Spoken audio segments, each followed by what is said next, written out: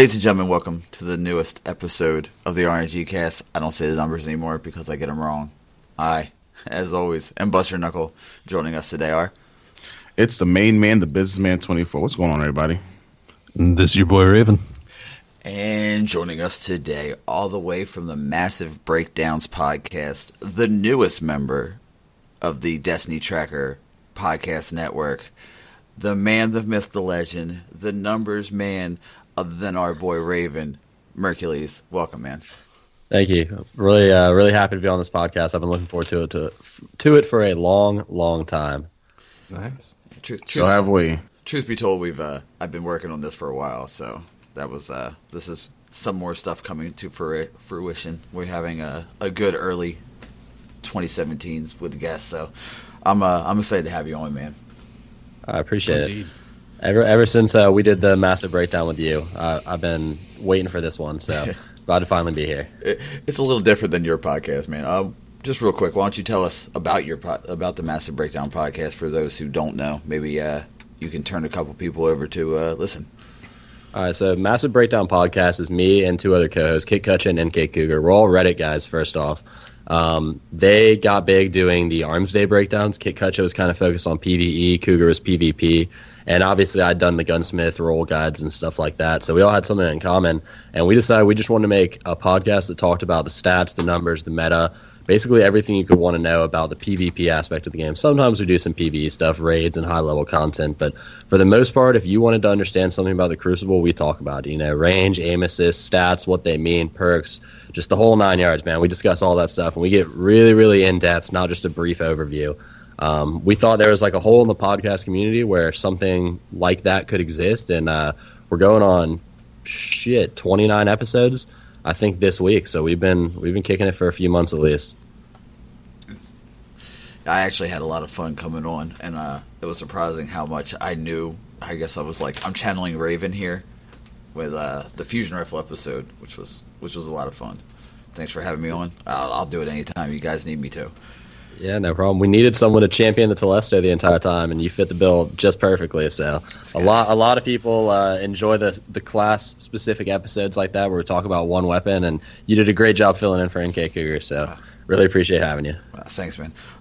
As per usual, we have the usual questions that we ask a host or a guest rather. What's your favorite weapon in Destiny? What's your favorite exotic in Destiny? And how did you come up with your screen name? All right, so favorite weapon, it changes every once in a while. Usually every time a big balance patch comes out, I get a new favorite weapon. My favorite weapon right now is the Chaos Dogma. It's that high-impact Wrath of the Machine Raid Scout. Absolutely love it. Kills in 2 headshots and a body shot in PvP, or 4 body shots, which is better than any other weapon in the class can do. It's pretty brutal in terms of the kick, but once you get used to it, absolutely amazing. Definitely my favorite gun. Favorite exotic is Truth. It has been since I bought it from Zur. Like, I legitimately bought Truth from Zur in year 1 and have not unequipped that weapon the entire time. I've had Truth. It's been my PvP exotic the entire time. I've got all the ornaments for it, and I love it. So that's definitely my favorite exotic. And how did I get my name? Long story, not really that fascinating, but I was originally a family-friendly name because I got my Xbox when I was like 13 years old, and when I was picking my screen name, I wanted to pick something badass as shit, but my mother was in the room watching me pick my name. So I had an awful name, and it ended up being like Lazy Beach Bum or something atrocious, and I wanted to change it so bad, but I didn't have to pay for it. Went from there to Boss 904, realized how ridiculous sounding that was, and was like, what do I like? And I was like, well, I like Merkin people, and the Disney movie Hercules is pretty good. So you combine those two things together, you get Mercules. It's not Mercules, because I know some people pronounce it Mercules. It's not. It's like Hercules, but with an M. And there you go. Boring story, but that's how I got my name. Mercules. Hey, everybody has the story about their origin of their name. Mine was my 16-year-old self decided Blister Lister 113 was the best name to have. Boy, do I regret it. I might be switching to Buster Knuckle officially. I don't know yet. I'm tossing around the idea. I got a lot of strange coins and a lot of stuff that I have, so I don't know. Maybe it might be like a Pope Bear type of thing. I'll leave the bad RNG behind and get a new one, and to get all the good drops off the top. So, who knows? And the Crypt Arc rewards you with even worse RNG. You just don't get anything ever. Yeah, pretty Betrayal. much. Blues turn to greens and greens turn to nothing. That's how it goes. So we got this week. We got a this week at Bungie. Well, we have two now, but we're going to talk about the one that caused quite the stir in the community for hotfix 2.5.0.2. We have a date now, which is February 14th, which, if you don't know, is Valentine's Day. Thanks a lot, Bungie. We appreciate that. And you just don't have a significant other, so you're not acknowledging that holiday either. No. I wouldn't say if you don't know, you do know. Yeah, you just don't want to acknowledge it. And for the fairly mysterious overview of what the patch will hold, which we're going to talk about, and of course the screen reloads because why wouldn't it? I'm part gremlin. It promotes alternatives and counters to shotguns, align potency of primary weapons with surgical changes. Thank you for doing that at the right time, Biz. I appreciate that. File down a couple of issues with each class. Fix some issues with a sampler platter of exotics. And supporting adjustments to the special ammunition. I guess we should start with the promote alternatives and counters to shotguns. What do we think that means? Bringing back up snipers. The flinch is too much. They over-nerfed it. My opinion, they're going to bring it back up a little bit, increase it by a small percentage amount. I think they're going to, and I hate to say this, is going to make me cringe, make fusion rifles a little bit more viable. And I think they're going to buff up. I think they're going to buff up sidearms just a little bit, specifically the higher rate of fire ones, because they're utter garbage. I don't think they're going to do anything to shotguns per se, because I think shotguns is in a solid spot. When I say don't do anything, I mean not nerf it. I think they're going to bring up some of the lower shotguns like Invective and Immobius, those that doesn't fit the Party Crasher and the Matador 64 archetypes. I think they're going to bring those up so that they could be a little bit more competitive. Sorry if I just took it all. No, I think you covered it pretty well. I mean, realistically, what I hope to see, I'd like to see snipers get unnerfed. Like you said, they went way over the top, which they have a history of doing. I mean, every time they tend to nerf something, it's like, well, let's just drive it into the ground because, then no one's going to complain. That's what they always do.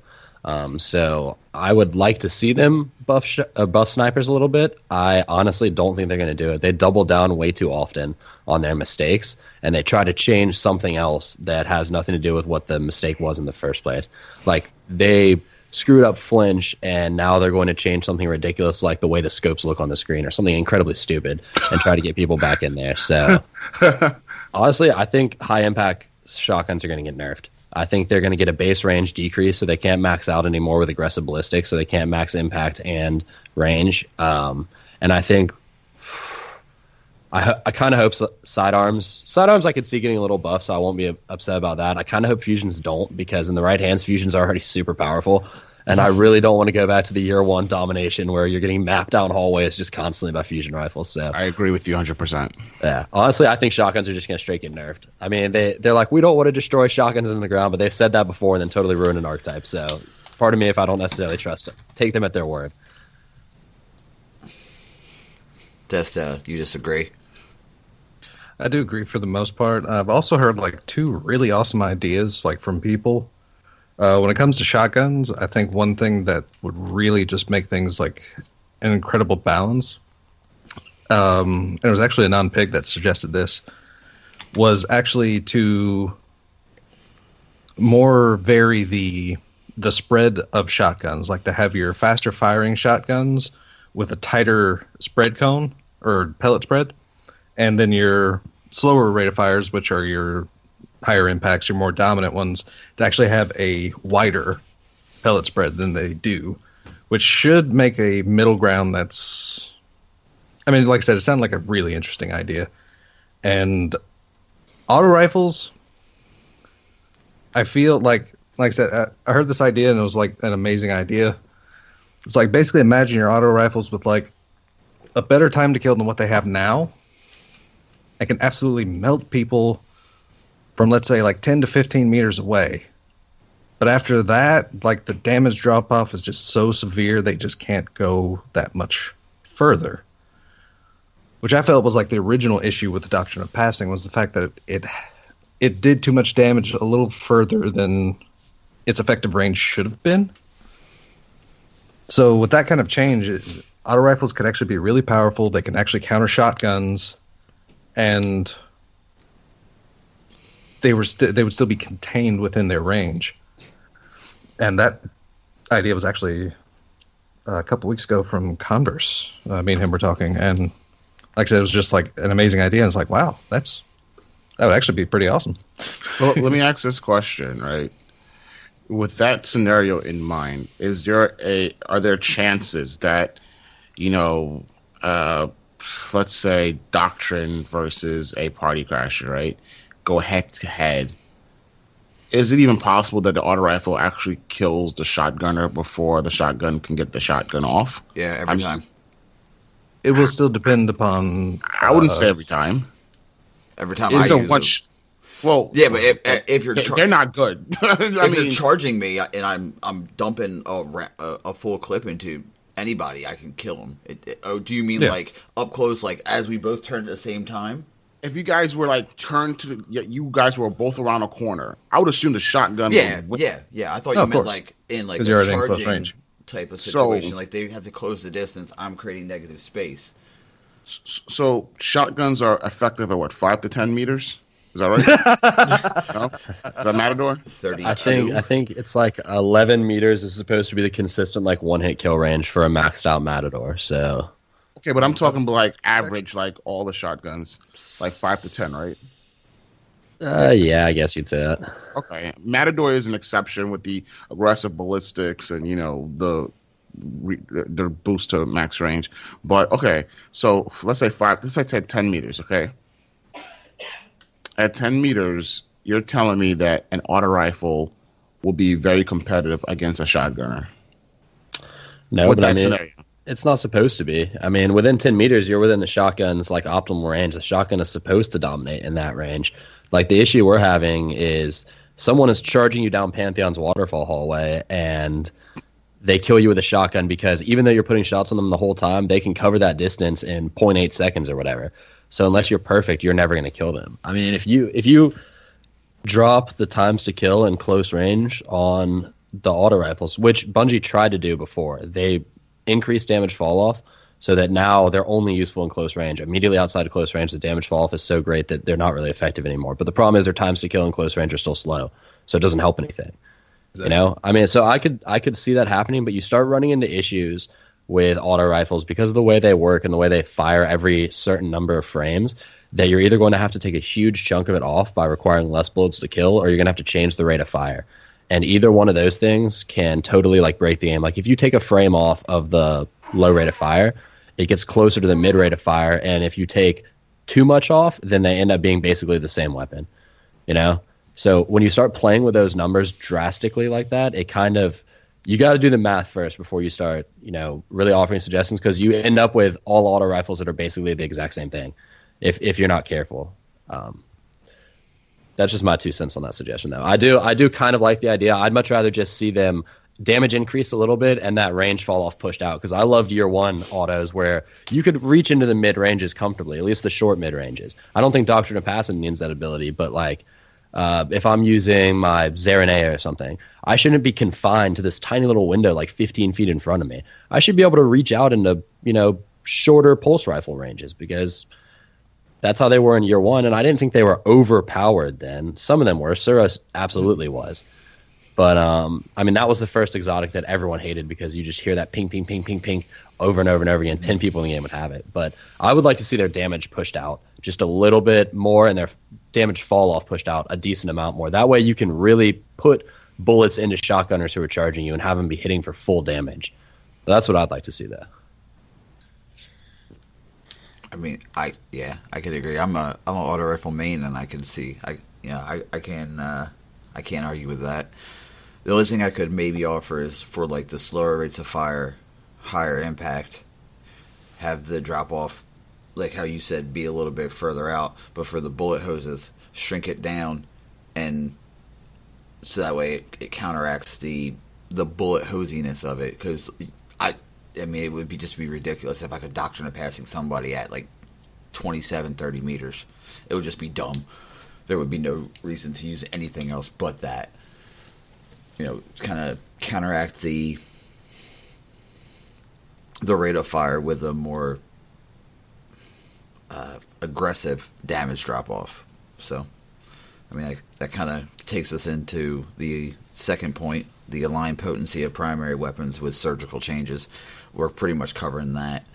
The one I did see was on the leaked image, how they were going to take high-caliber rounds out of pulse rifles, and that caused a little bit of discussion in our Discord about how one person, after this change, they thought that one set of people would have a Clever Dragon with high cal, and then after that, no one else would have it. My thinking was they're going to do what they did with Shot Package in year 2, and just change it to something random, or one of 3 or 2. You know what I mean? Just go back and boop, boop, boop. Anything with high cal, just get changed out.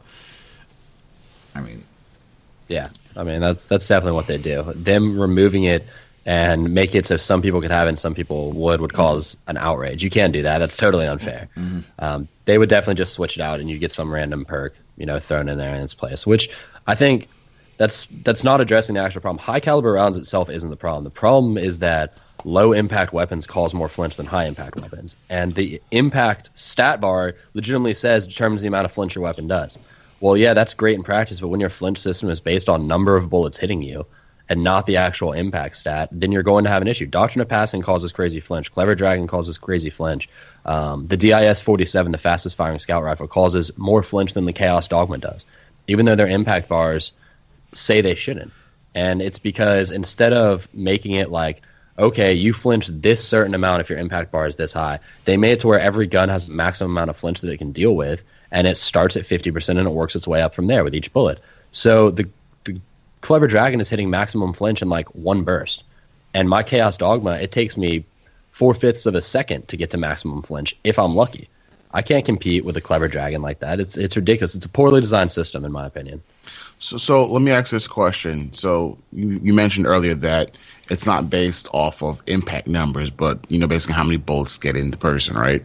So if they were to switch to impact based, wouldn't that cause even more stir? Because then you have your slow fire rates, slow fired guns basically wrecking fools, and the faster time to kill ones not having a shot in hell to compete.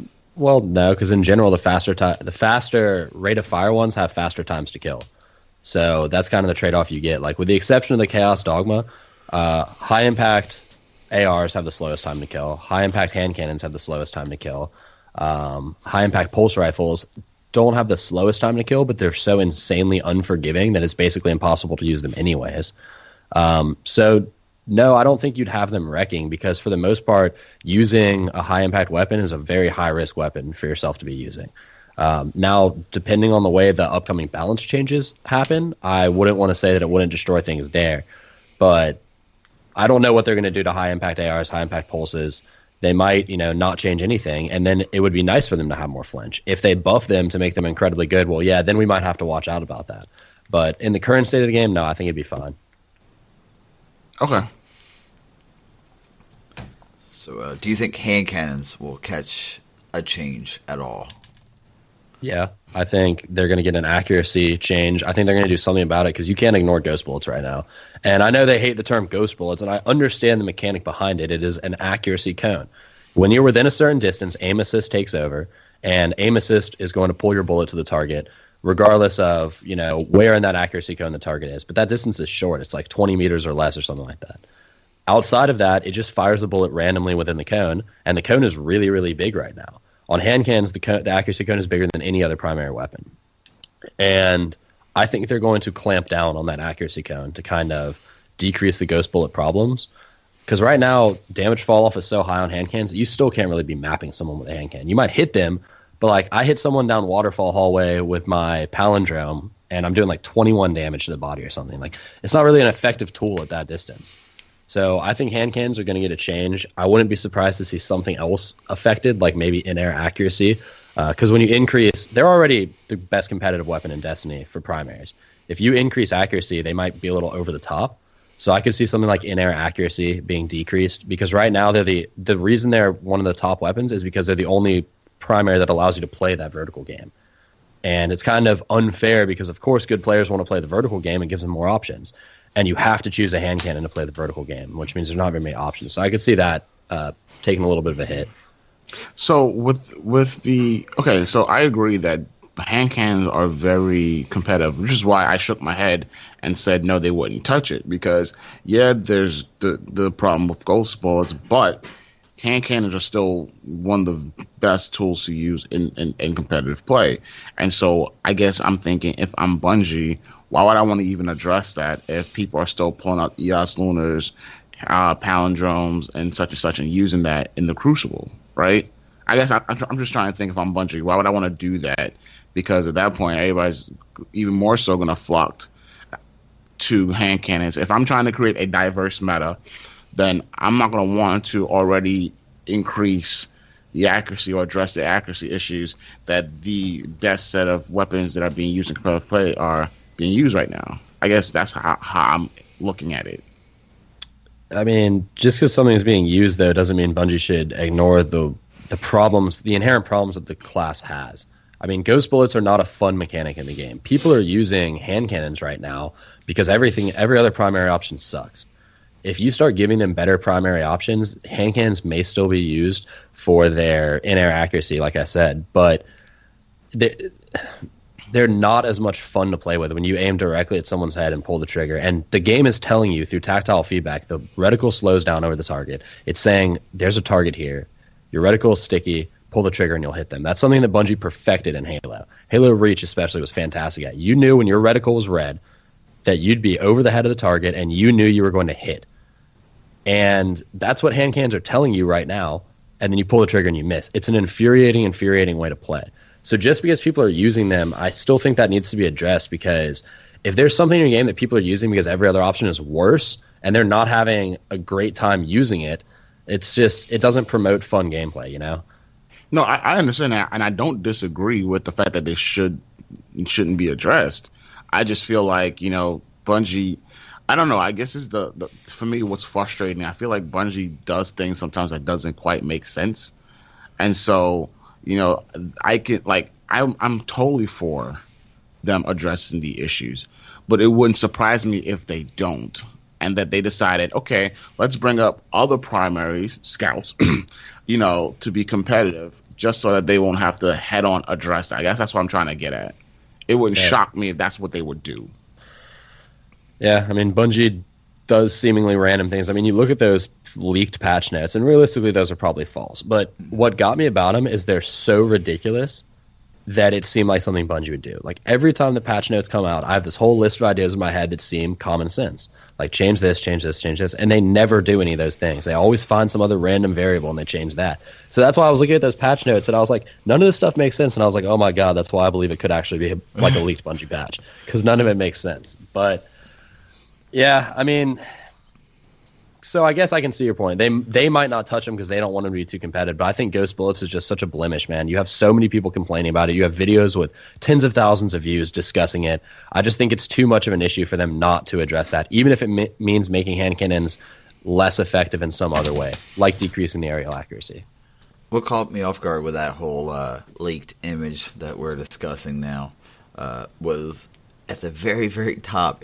Was something along the lines of, you could tell it was for the hard light. It was to increase the damage for the ricocheted bullets by 12.5% or something ridiculous like that. And I saw it and I was like, oh boy, that would be it's going to turn into a disco or a laser light show from now on, if that's true, because, I mean, that is just an insane amount of increase, but to do it to the ricochet bullets doesn't make sense to me. And I mean, yeah, Bungie has all these mechanics in the game that like nobody uses, like skip rounds. If people use that, it's for the small boost to range and the boost to inventory. Nobody bounces shots in this game. It doesn't happen. Like, take a knee, guerrilla fighter. Nobody uses cover and nobody's crouching in the middle of battles because the game is so highly mobile that those playstyles don't make sense. You're not going to be able to bounce sniper shots to kill people because they're going to be up in the air at some ridiculous angle. You're not going to be able to crouch down behind cover and just sit there in the middle of the fight. It doesn't matter how much Guerrilla Fighter does for you. If you're sitting still in a fight, you're going to die to someone else who's moving.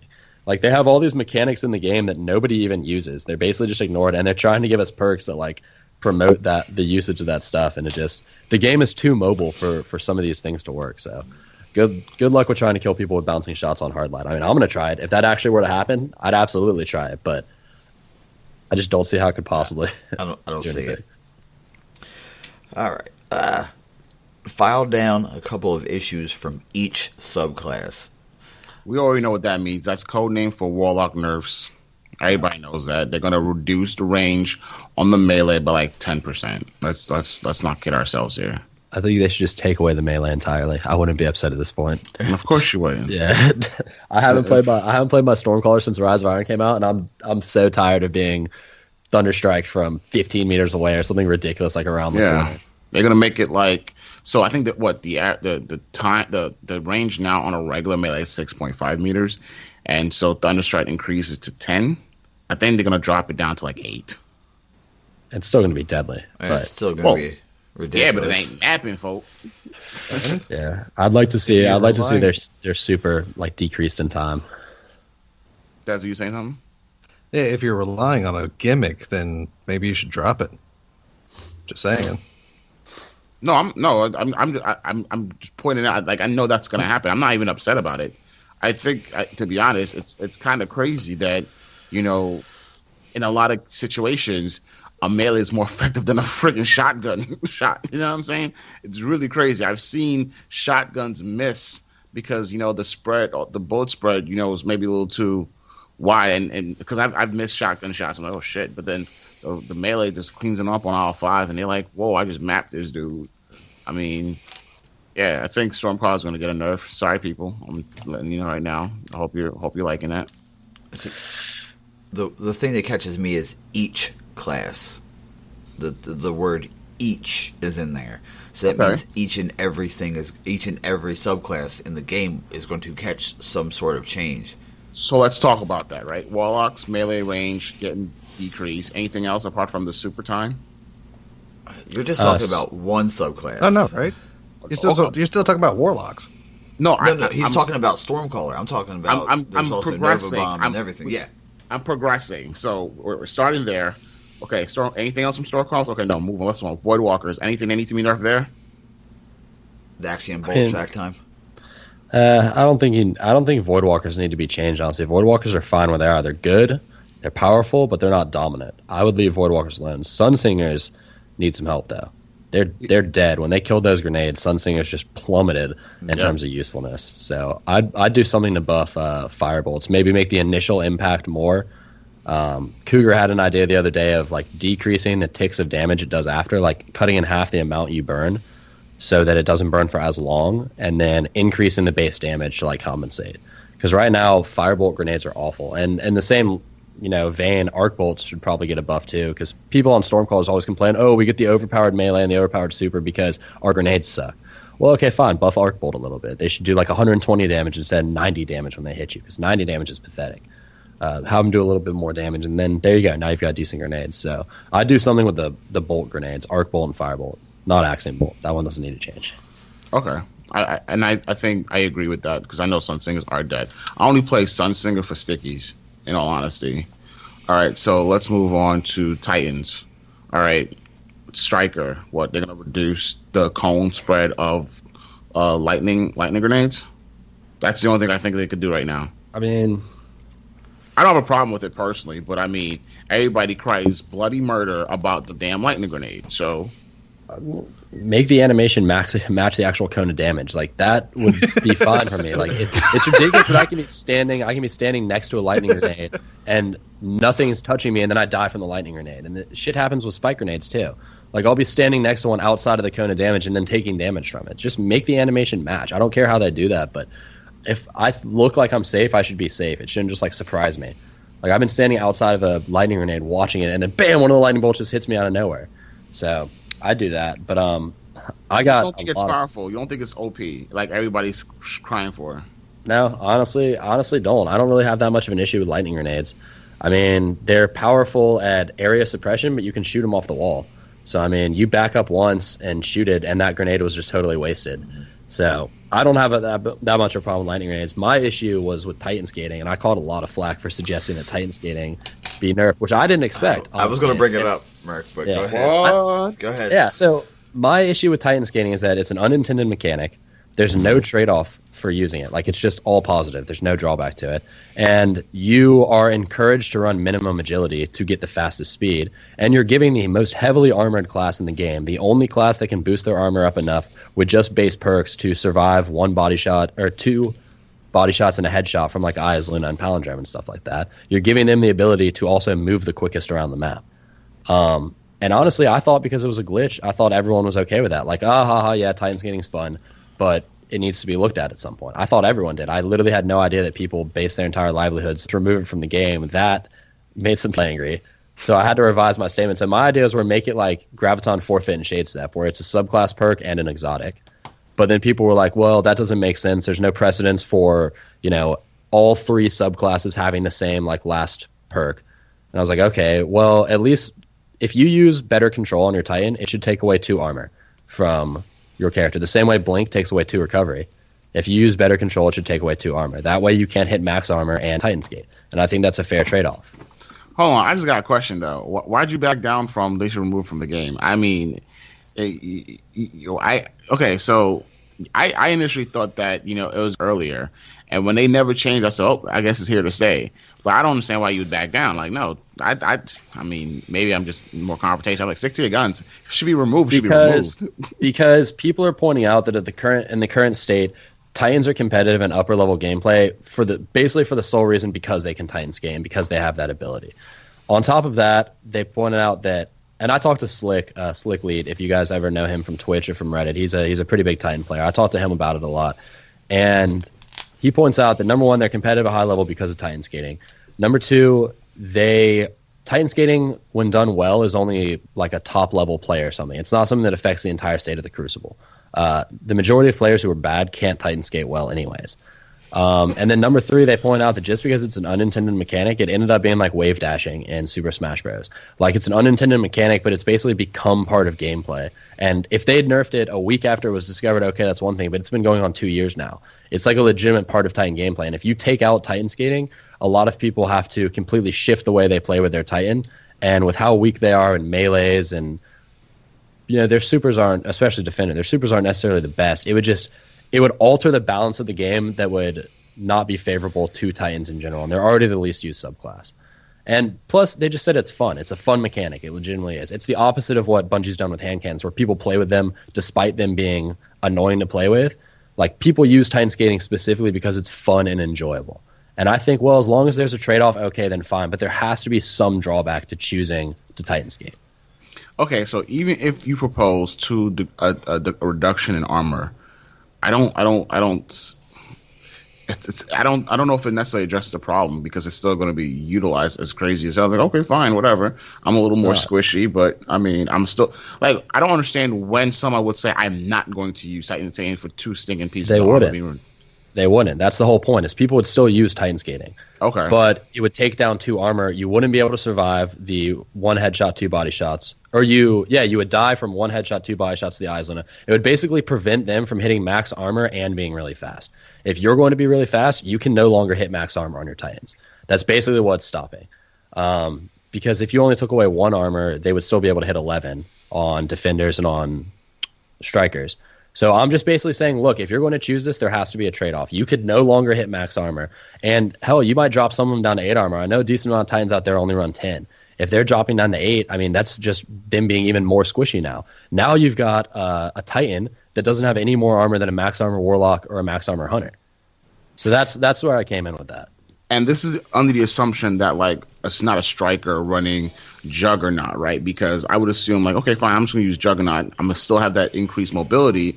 Yeah, I'm a little bit more squishy, but I got some level of protection before I can possibly reach you and engage, right? But the thing is, right now, if they're using Juggernaut and Titan skating, they have 10 armor with Juggernaut. So, I mean, they can be at enough armor to where their hit points are 200 or higher, which is a cutoff I use for all my weapon calculations. There are a lot of guns that at 200 armor take an extra shot to kill you, basically. Because of the way the damage works and the rounding works in the game, some weapons that say they're doing 25 damage aren't actually doing 25. They're doing like 24.6 or 24.3 or something. I don't know how the rounding works, but they're not doing full numbers. So once you hit 200 armor flat, or 200 HP flat, you can actually survive extra shots from a lot of things. Hawksaw, for example, takes one more shot to kill you. The PDX-45. Monte Carlo takes an extra shot to kill you. So what I'm saying is they can hit 10 armor with Titan Skating and with Juggernaut. And to me, that's just too much. If you're going to run Juggernaut, if you're going to run Titan Skating, you're only going to be able to hit max armor, and you're going to be the exact same footing as a max armor Warlock or Hunter. And I think that makes it a little bit more fair. Okay. I'm not gonna lie though, when you mentioned about having it on the exotic, right? I the first thing I thought about was, what would be really crazy if Titan Skating was removed from like the better control piece and slapped on Doom launchers and see what would Titans do now. Yeah. I say that because, a lot of Titans run the Twilight Garrison. Now putting Titan Skating on something like Doom Marchers, which already gives you a boost of speed, might be tighter turn radius, might be a little overpowered, but I would love to see people's confusion, like, oh shit, what do I run now? Do I want the speed or I want the air mobility? I think I would love to see that just for kicks and giggles, to be honest. Yeah, I'd be totally fine with Bungie doing that as well. I was just trying to come to a compromise at that point in time, but hell, if they put it on an exotic, just like Graviton Forfeit, I mean, you have to wonder, are they really going to be like, well, shit, I want a Titan Skate so bad, I'm losing Twilight Garrison, or I'm losing Armamentarium. Like, that's just what has to happen. That's what I'm saying, right? I think that would be... because I think Twilight Garrison is the most Titan used exotic in the game. And to be honest, it's kind of annoying as fuck. And so I've always liked Dune Marchers because it does give you that speed. You can... And you can have quick...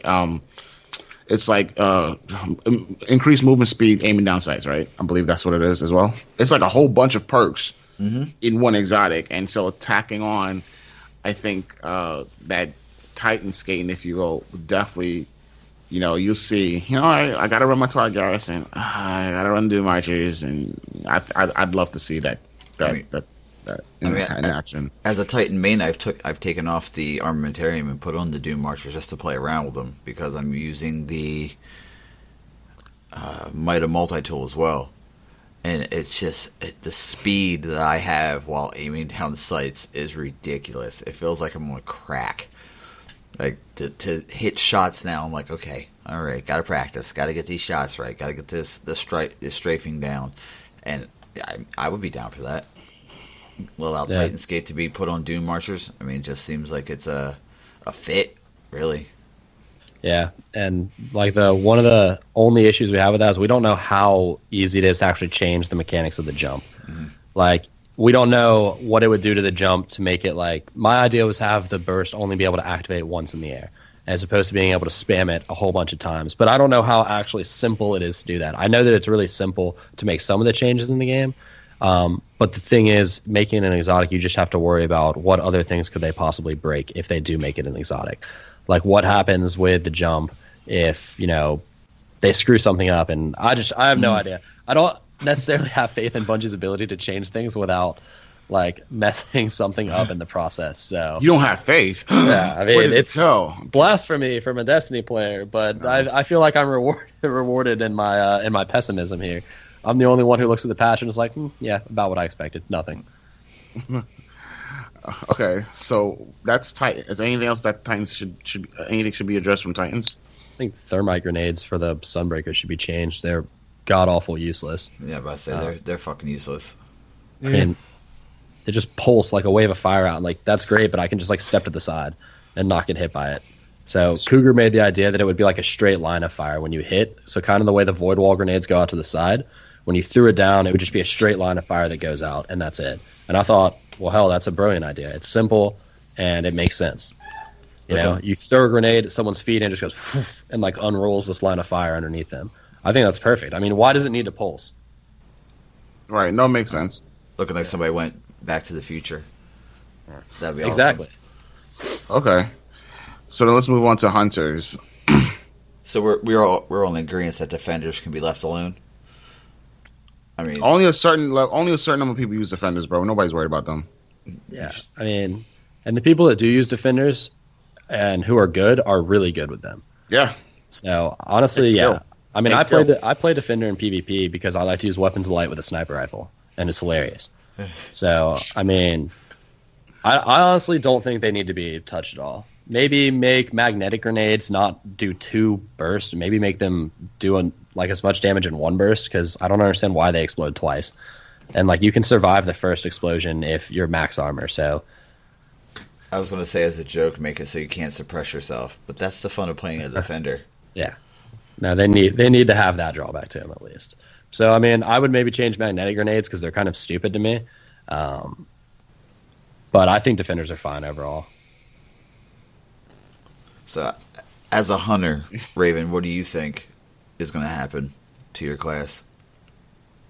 Oh, just from the crying and moaning, skip nades are actually going to be taken down a notch, most likely. Half. I'm kidding. Just remove them. I do agree. I think it was Dado that put up a video that basically if they didn't do as much damage, they'd be a little more controllable.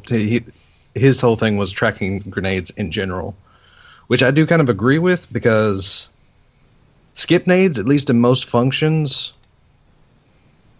can function a lot like Thorn. They can basically keep people, as they are right now, if they didn't do as much damage, they can keep people a little on the defensive. They can keep them on their toes. But the damage is a little ridiculous. I mean, if I can get some lucky shots and toss a skip nade and it takes them down, it's a little ridiculous.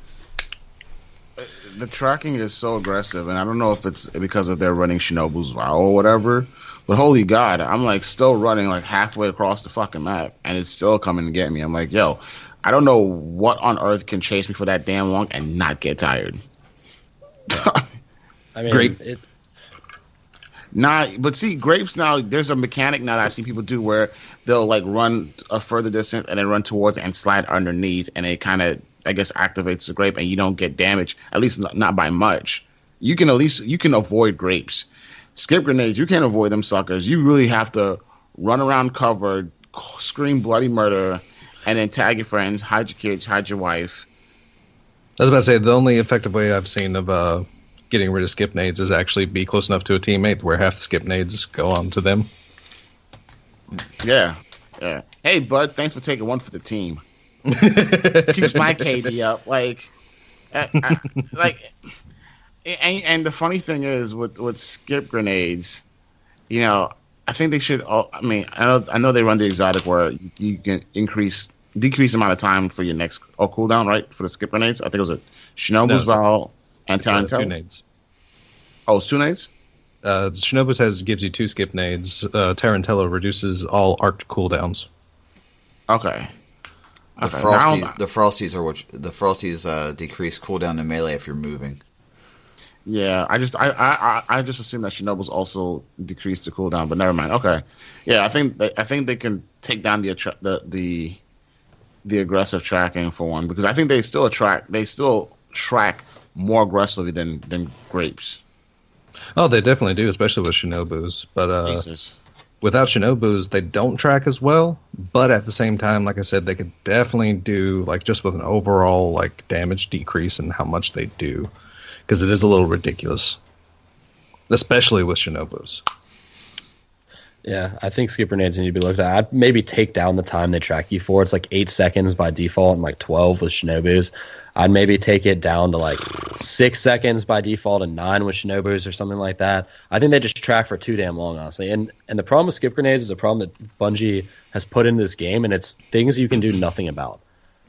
Damage over time, the burn from Thorn, the burn from Firebolts, they were so infuriating because once you get hit, you can do nothing about it. You have to sit there and watch yourself burn out. Skip grenades are the same way. Once a skip grenade locks onto you, you can do nothing about it. You just have to turn around and run. And mechanics like that are not fun at all. Because you have to sit there for 8 seconds and think, wow, this is super fucking annoying right now, as you run away from skip grenades. It's just... And in real time, 8 seconds is not a lot of time. But when you're talking about matches where, Trials of Osiris, match time is 2 minutes, 8 seconds is a long freaking time to not be engaged in a gunfight. and like not willingly be engaged in a gunfight. Let me just put that out there. 8 seconds is damn near a captured zone in control. Yeah, it's mechanics like that take fun out of the game. I don't want to have to be running away from a battle just because someone threw a grenade on the ground. It's like, okay, yeah, I have to retreat for 1 or 2 seconds. That's one thing, but literally to run away for 8 seconds, 1 Mississippi, 2 Mississippi, 3 Mississippi. Meanwhile, they've completely gotten mid-control because you had to drop back. I mean, I would just take down the time that they track you for.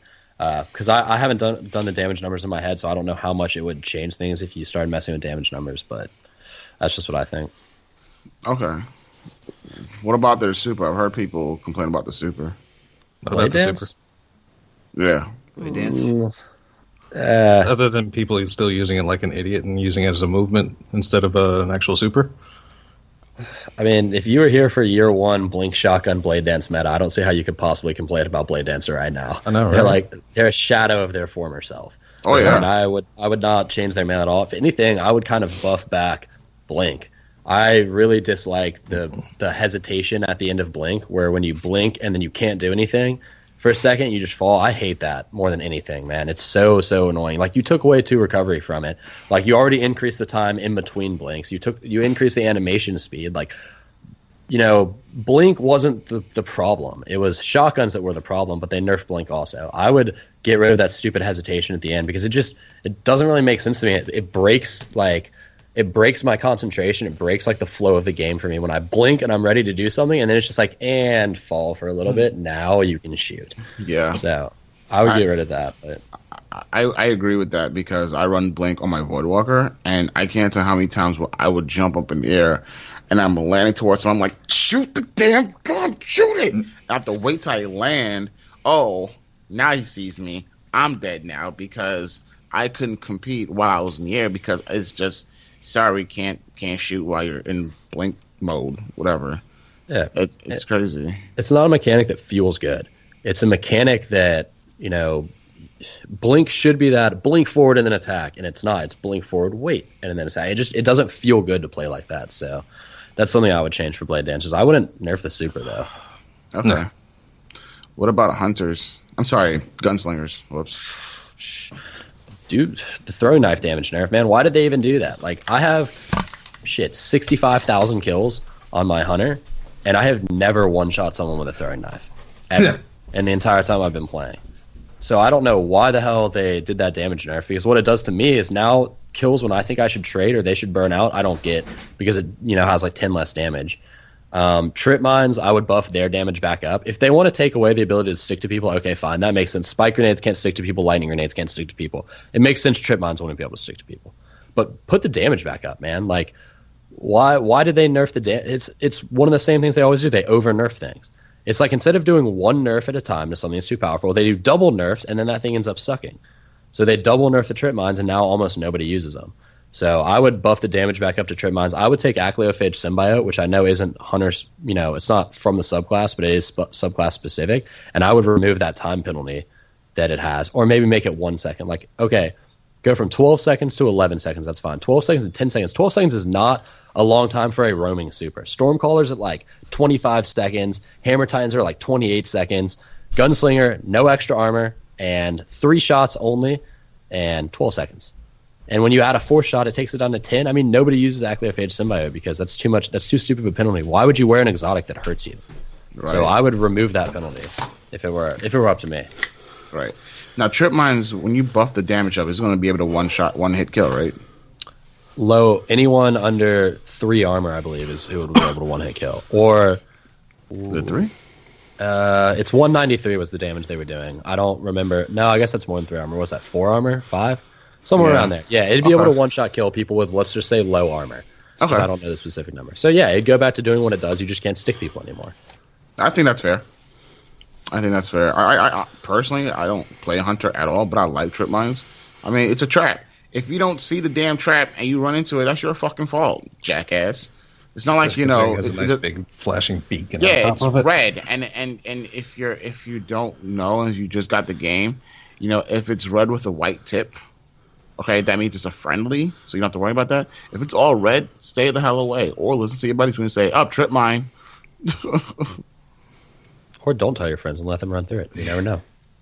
Wow, you're See, I'm paranoid, so I shoot it like every trip mine. Yeah. It's like, is that friendly or not? I don't know. Tap. Okay, it's friendly. I'm not gonna lie. I shoot every grenade too. Lightning grenades. I'll shoot them all. I don't give two shits. Okay. What about the Night Stalker? Leave it alone. I don't think Night Stalker's in a bad place. They've got. If I had to do one thing, it would be that when you hit another super with your super, it would activate more quickly. Yes, because nothing is more annoying than hitting a Stormcaller and having them still tickle fingers you to death, or hitting a Hammer Titan and then having them Hammer Titan you and then they get suppressed. It's like suppression grenades work instantly. Why does my super not work instantly?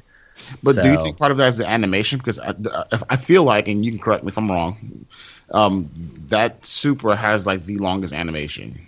I mean, it's a pretty long animation, but I have literally directly hit, like dead on hit a Stormcaller and had them still kill me with their Stormcaller before they were suppressed. Like, I hate that with a passion.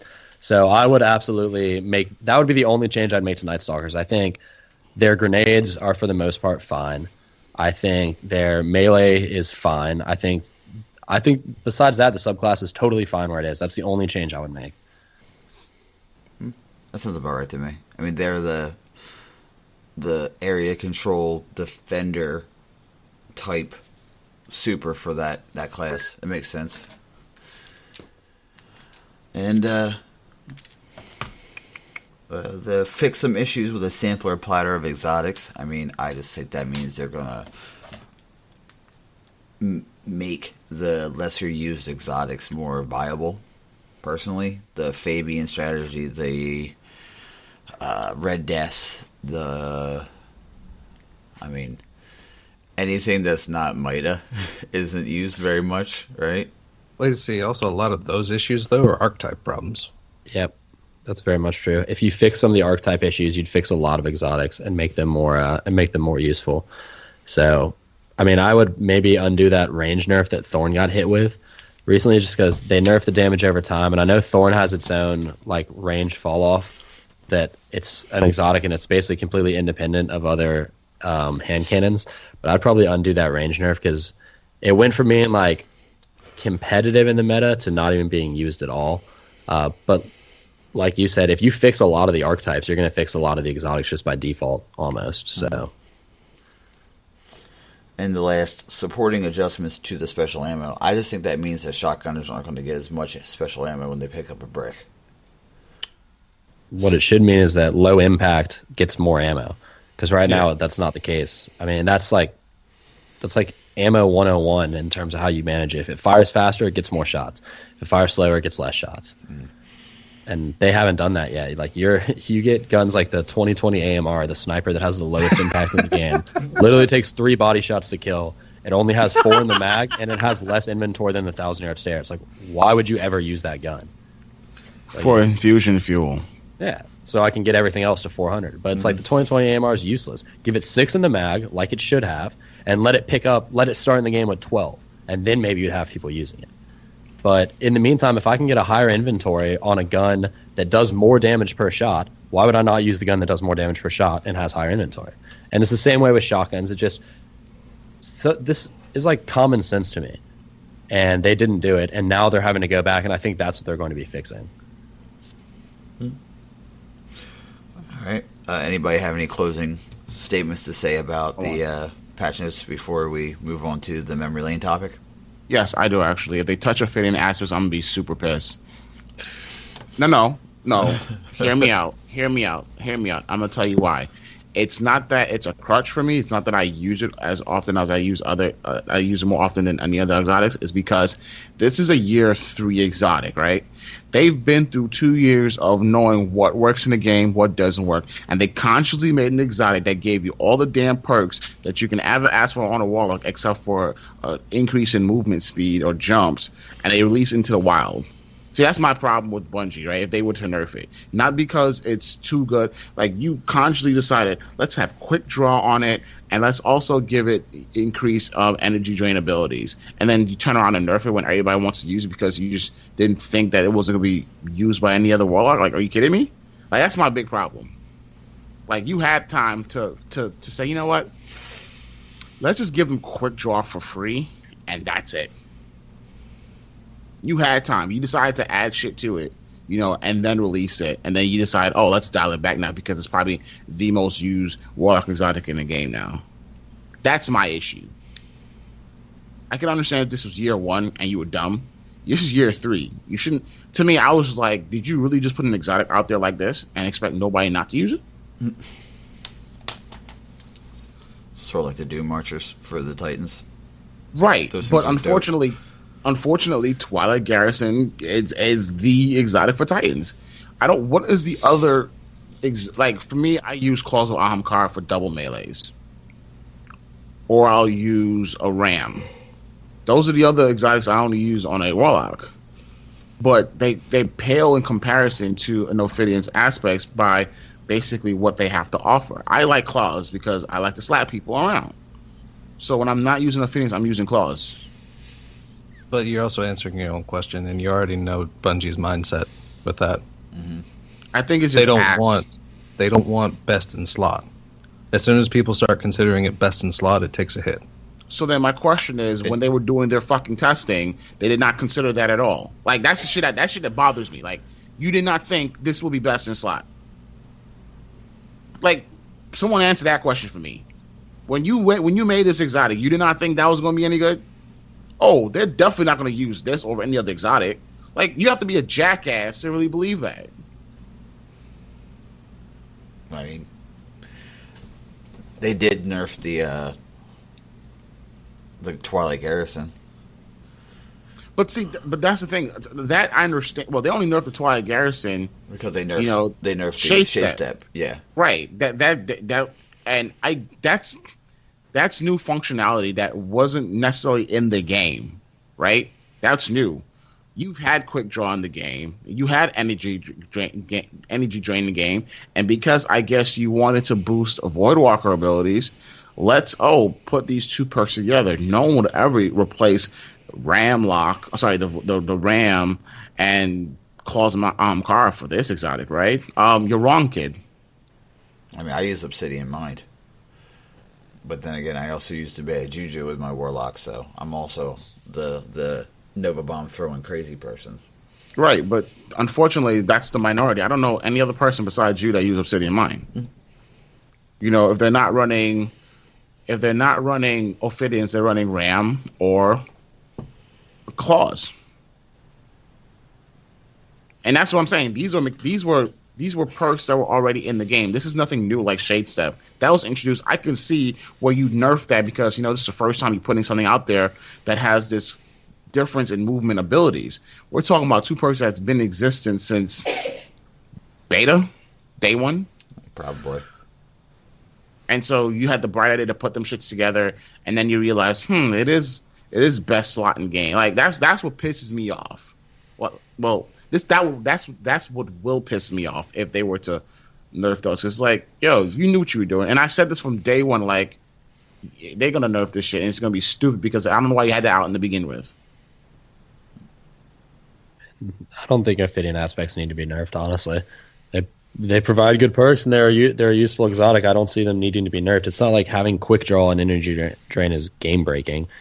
It just I wouldn't touch those. It's not game breaking, but because it's the same thing that happened with the Mida. Mida wasn't game breaking, but because it saw an increased usage and play. That's why they took away high caliber rounds, and they're going to do the same shit with Ophidian aspects. Oh, they saw an increased usage in this exotic, so you're going to take it down somewhat. Now, whether they decrease the energy drain effect, or they remove it altogether, or do one of the combinations of that, I don't know. To me, it's just going to be rather interesting, and it's going to be to me. It's just I'm just going to be basically screaming at the top of my lungs like. But you knew what the effects could have been, right? I'm sure you've had experience in this game. You've done an adequate amount of testing, and you still released it the way it was, only for you to nerf it a year later because why? And how long did it take them to take off the last words, hipfire precision damage bonus? Like 2 years. So they intentionally designed that gun to be able to 2-tap people. And then 2 years later, they just suddenly decided, oh, hey, two-tapping people isn't fair. The problem with Bungie is that their testing seems to revolve around average players only. And they seem to put these perks and effects into the game thinking, oh, nobody's going to be able to, do this all the time. And then they don't realize that there's players who have 3,000 hours in the game and can do it all the time. They balanced for like the 1.0 KD, which is great, except for if you're at a 1.5 KD, the game's broken for you because you've got someone who can consistently two-tap you with the last word. And they look at it like, oh, people aren't going to be able to do that. Yes, people will be able to do it. Like, people put these tiny little things in the game that you think nobody's going to be able to take advantage of, and they completely take advantage of them.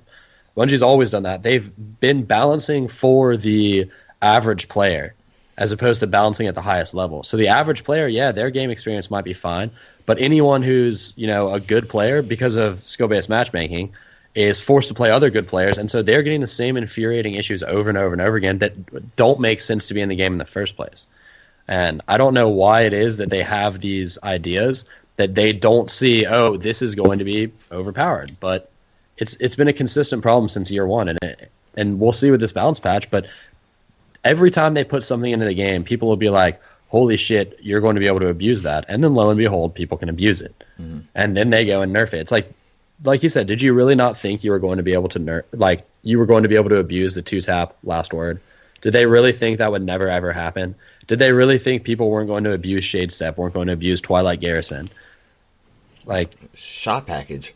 Yeah, you could test that for 5 minutes and be like, oh, shit, this is going to be overpowered. We need to bring this back a little bit. Like, what are they doing the entire time? That they're not looking at it like, this might break something if we put it in there. Right. Or maybe they are like, this will break something if we put it in there, and they do it anyways.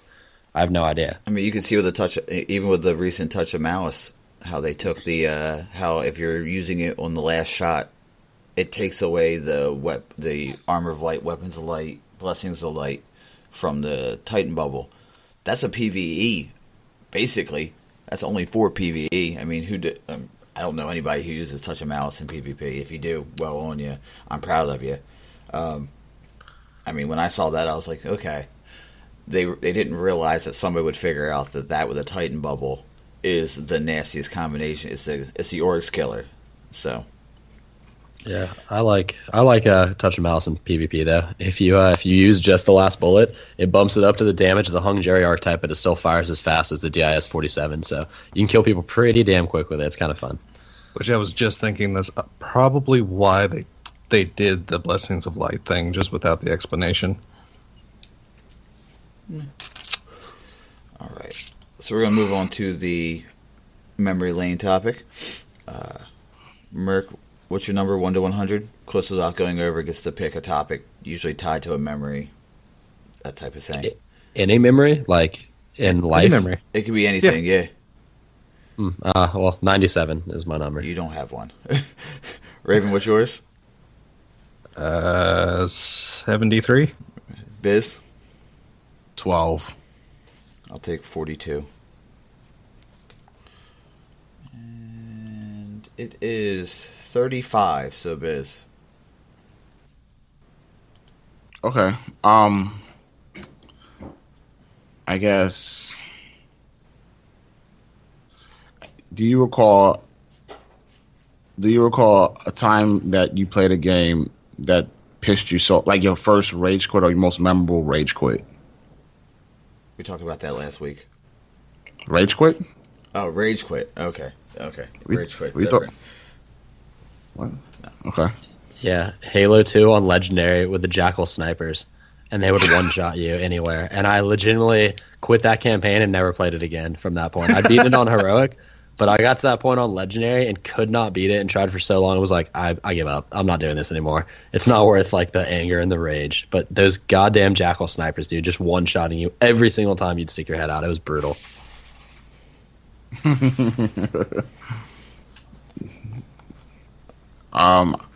I think I had two. Playing Rainbow Six, Tom Clancy's Rainbow Six, pissed me off so much. I said, fuck this. I stopped the game, tossed the CD, and I never played a Tom Clancy game ever again. Don't know why. I don't know if it was something that I just didn't get. It was a part of. I just remember I was in this room, and I didn't know what the hell to do. And I don't know if I was just stupid or I was just lost. I don't know what it was, but I just couldn't figure it out for the life of me. And I said, "The hell with this! I'm not playing this scrap no more." I think there's been a couple of trials matches that has gotten me to the point where I haven't rage quit, but immediately after cut, I said, "Fuck this, guys! Sorry, I'm done. Peace out. I'm gone. Can't do it. Can't do it this week. Can't do it." And it's usually some really fucked up bullshit like, "Oh, I'm being competitive and this guy blasts me every fucking time," and then he starts skipping around. I'm like, "Oh, okay." At first I thought it was just, my lack of gun skill. Like, no, this guy is blinking and he's a Titan. Oh, it's fucking great. I didn't know they had that exotic perk in the game. Raven, do you rage quit? To Zen. I'm actually trying to think, but nothing is actually coming to memory. I've quit for various reasons. But actual just blind fury? If it has happened, it is something that is extraordinarily rare. Because I've gotten to the point of being furious with people and still haven't actually quit the game I was in. So I'm going to have to say, I'm not sure. I'm going to have to take a mulligan on this one. Nice. You can't imagine rage quitting. You're a better man than us. I do that shit nightly when I'm playing 6-mans in Rift or Control. Like, I'll load into the game and be like, "Oh, we've got a 6-man. Look them up on Destiny Tracker. Oh, they're all top 1% players. This is not going to happen. Like, I don't even want to deal with this." He said, "Fuck this." Yeah, it's like, this isn't worth it. So I rage quit like nightly, but I stopped for the longest time. I was like, I'm not going to quit a game. I'm not going to quit a game. But at this point, like, if I'm with 6 blueberries and you're matching me up against a 6-man of all top 1% players, like, they're going to mercy us. I'm just going to help the game out and I'll leave now. And all the blueberries should do the same. Like, I'm not dealing with that. Well, not in the current state of the Crucible. Also, it takes me 10 minutes to get into a match and you match me up against a fire team? Nah. Also, Destiny doesn't punish quitting mid-match. Thank God. Thank God. No, I hated it when Halo Reach punished. They don't punish. They don't. It's not like Black Ops that if you keep quitting early, you get suspended for a couple matches or a couple minutes or an hour or whatever it was. They don't do that. But they hurt your KD though, right? Nah. No. Really? I mean, not unless you quit when you're like already really negative. It just counts. Whatever your KD is when you quit is what counts for the game. Okay. You just don't get drops or whatever. But yeah. So the savvy KD whore will get 2 kills and then quit every single game. Boost that KD, baby. I'm gonna start trying that. Yeah, I'm gonna start trying that. Yeah. 5 kills, no deaths. All right, I'm out. Yep. Damn, strong KD, bruh. But you didn't get any rewards. Fuck them. I was gonna get blues anyway. Yep. Blues are strange coins. I think for me, the biggest race quit moment I had was when I played Black Ops 2. I was playing with my team, and I was running, and there was just these guys on the other team, and every time it was just quick scope city, just boom, boom, boom, and there was like 3 in a row, and I'm like, fuck it. And I just threw my controller against the wall, and then I just turned my system off. I didn't care if it was like against the rules or whatever it was, how it tells you, hey, you turned your system off wrong. I'm like, I don't give a fuck. I was just frustrated because I would watch the kill cam, which I think they definitely should have something like that in Destiny 2, that you could see the perspective of the person who killed you, so you could see what you did wrong, as opposed to having to watch your gameplay to get better. But every time, I would run, I would be undercover, I would pop up to get a shot, and the dude would just go and just move on. I'm like, what the fuck is this guy in the Matrix? And then I just, started again and got a different lobby and played on. But yeah, quit scoping makes me rage quit worse than anything. I have been known to rage quit off of raids, but not because of other people, but because of myself. I'll just be like, I gotta go. Fuck this. I'm out. Nope. I don't know why. Raids have been known to initiate a rage in me worse than anything ever. Really? Oh, I don't get mad at people in raids. I get mad at myself during the raid. Like during raids, I just get like, I've quit on second round access because I just couldn't stay alive. I'm like, go get somebody else to help you guys out. I'm doing no help for you. I'm out. See you guys. Sorry. And they're like, oh, that's cool, man. And then they would just beat the raid. They would beat it the next person who jumped in. I just couldn't do it. I beat it once. I think I beat it like 4 or 5 times. I'm okay with it. I still haven't beat challenge mode, and I'm like, whatever. Yeah, it's not that. So, Biz, you asked me earlier if I'm going to bake.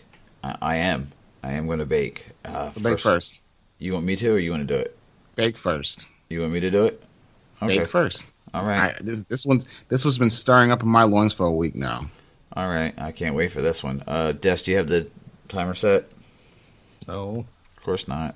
Welcome back. I mean, of course not. We don't need a Haven't done this timer. for like 3 weeks. Do we need a timer? Not I don't really. think we need a timer. I don't think we need a timer. Not really. It's just something I always say, just to And then, Just then so I like have 2 weeks a- before that, it's like, oh, I don't need a timer this time. It's like, just so I have an audio cue to drop the drop. Thunder and a tsunami are coming. Oh man, let me tell you something that pisses me off. This is not Doctor Who, you stupid motherfuckers. stop using the crutch. Stop being a pickled dick. Shut up, fool. I don't hear that shit. Quit your bitching. Tell him again, Raven. Quit your bitching. I'm not bitching. I'm baking. Merc, for a little bit of info, this is basically where we air out grievances. It's like Festivus, but we don't bitch, we bake. So if you have anything that pisses you off, just jump in, let us know, and just tell everybody how you feel. All right. All right.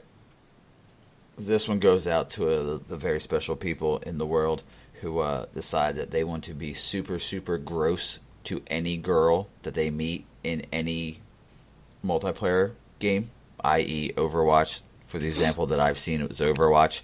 You guys are fucking scumbags.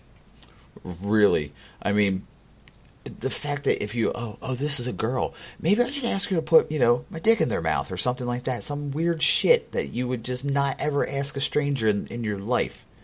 Why would you think you could do it? Like, you're going to get reported. You probably will get banned. Game developers probably don't want women to feel uncomfortable playing their game. But to just go on a tirade. It's on Reddit, by the way. Dark Huntress posted the link. It's on our Twitter. I think we retweeted it, or we will retweet it just so everybody knows what I'm talking about. But these guys went so graphically dirty dark. And I can understand, like, if you're in this, I mean, I guess you're going to say guys will be guys and do locker room talk. I've never talked like, to certain people, if it's a joke, I understand. To people that and people that, like, you're playing around joking, ha ha ha. I'm not saying I haven't said some really weird things to people, but it was always a back and forth. It was always like a ha ha joke type of thing. It was never to a stranger, which is what I have the problem with. Because I'll be honest with you, if a stranger ever talks to my girlfriend like that, I'm going to punch him in the fucking throat. Ask a little person that he slapped up around before. God damn it. Well, you think I was going to let that one go? You kidding me, bud? No. I will punch a little person if you talk reckless. But it just, to me, it's like disrespectful. And apparently the girl's boyfriend was in the game too. No. And he let people, he was like, yo guys, like, what, I guess from the story, he was like, yo guys, what the fuck? That's my girlfriend, be a little respectful, blah, blah, blah, blah, blah. And the dude called him a white knight cuck. And I guess that's the new diss in the world. I don't know. I know what that means, but I'm not going to drop the knowledge what that means. We're trying to stay more away from the overtly crazy, overly sexual thing, except for what I just said, which was in quotes.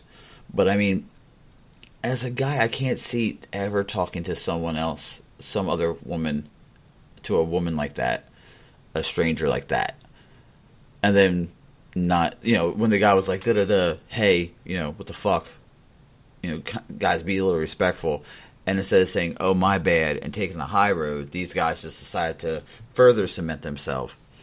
And man. It's terrible. I read it and I was literally mad. Like, I just got so mad. But from Buster Knuckle, from the RngCast, just for me, I don't speak for my other compatriots. If you are that person, I'm going to look directly at you right now. Fuck you. I'm going to say it.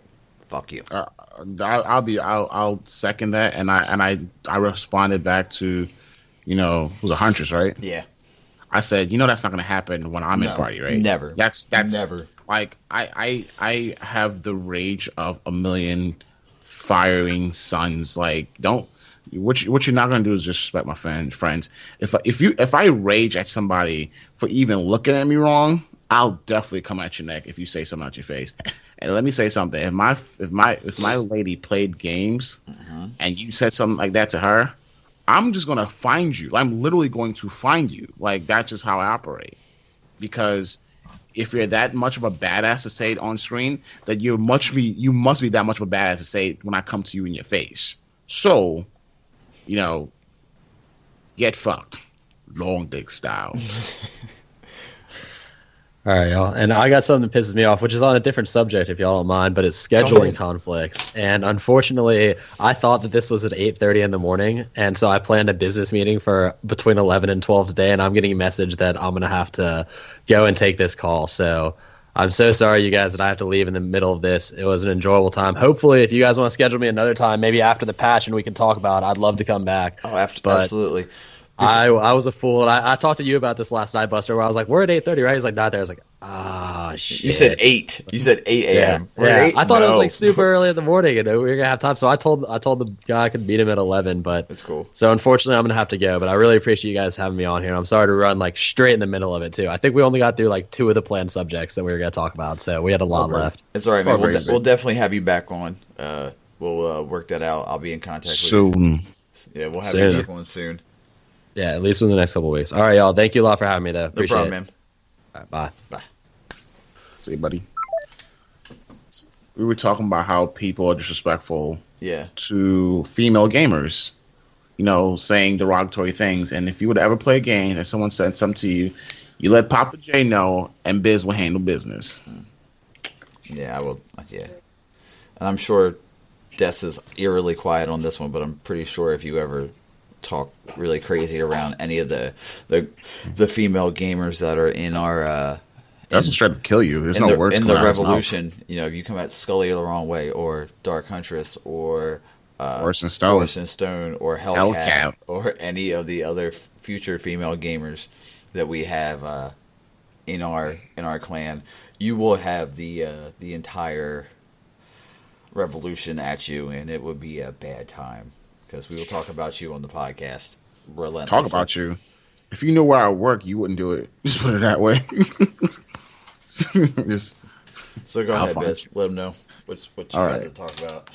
Okay, so one of my buddies, Converse, sent me a message, right? This whole vegan thing, and I thought he was bullshitting me when he told me that in his fridge, right, his family had tofurkey and vegan tuna. I thought this was a big ass joke. Right?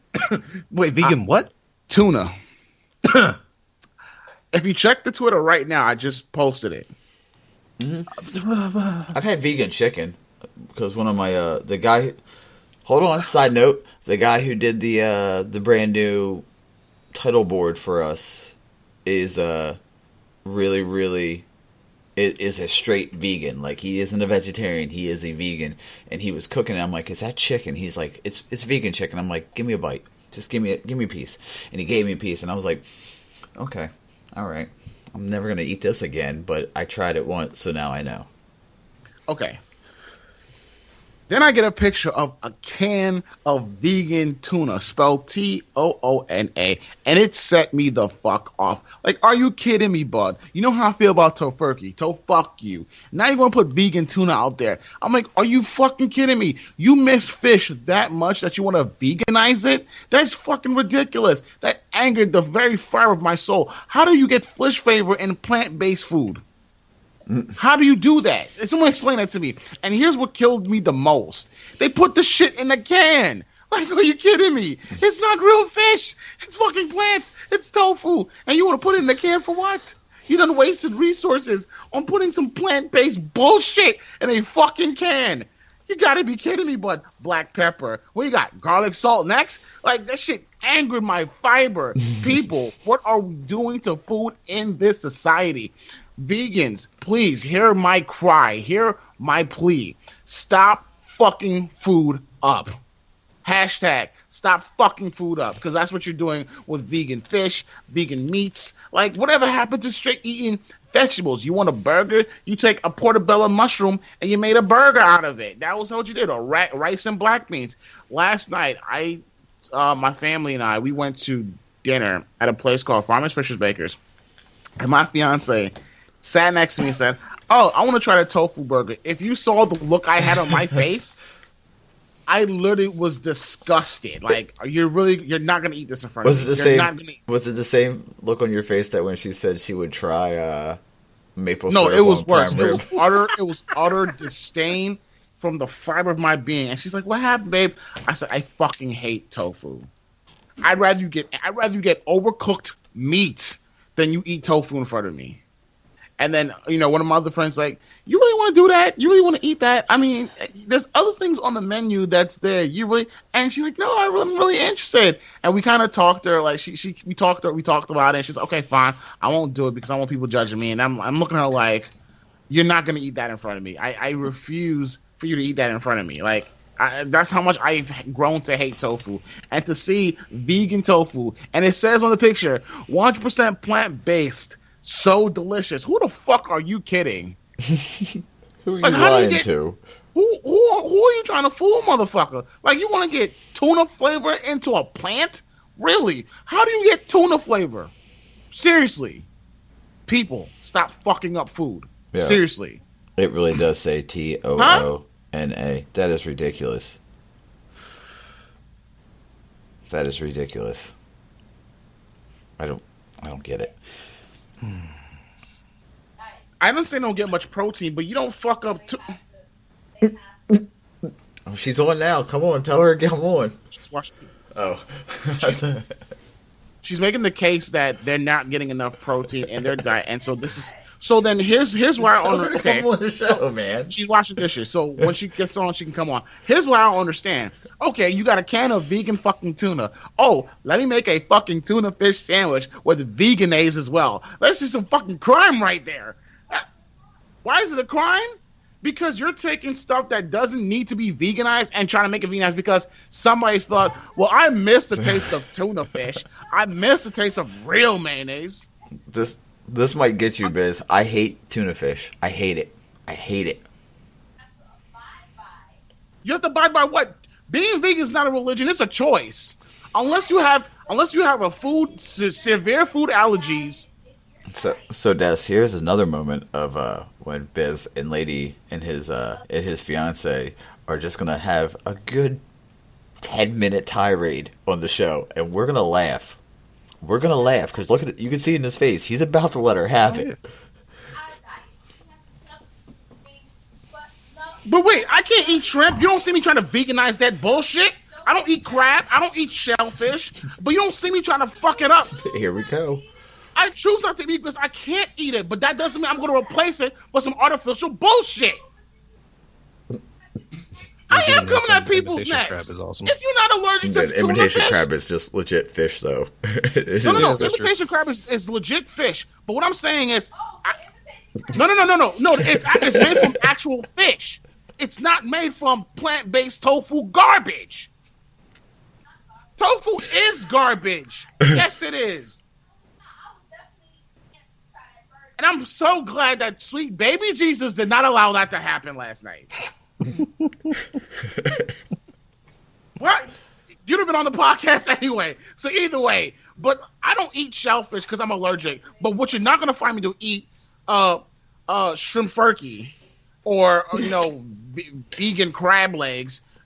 No, I just can't eat it, and I won't. I'm not gonna do that to myself. It's like when people ask me if you can make a low-fat cupcake. What part of a fucking low-fat cupcake makes some goddamn sense to you? It's indulgent, cupcake. Right? So and you know what? Maybe I would have been as angry if they had put the shit in a plastic fucking bag. But they had the nerve to put that shit in the can. For what? It's tofu. This shit don't go. Does tofu go bad? Yeah. Well, I mean, it ferments. There's fermented tofu, so I'm assuming it goes bad. I don't think it can go bad. Like it can get you sick. You can ferment it, so. But you have tuna in pouches. The fact that they actually wasted cans for vegan tofu kills me. Yes, they did. Oh, because they want people to feel like they're eating tuna fish all over again? What you don't know is Biz is a Planeteer, and you could be one too. Because saving our planet is the thing to do. I was open. Looting I and tried polluting tofu. is not I the can't way. stand it. Yes, I did try Planet has tofu. to say. I tried tofu long before, and I've explained to you, like I explained to everybody else, when you're having tofu and it's obviously, not doctored up in any motherfucking way, shape, or form. Here's what it tastes like. Ready? And I'll do it for the sound effects too. That's what tofu tastes like. It's utter waste of time. Why would I want to eat that? Why would I want to eat that? It's my choice.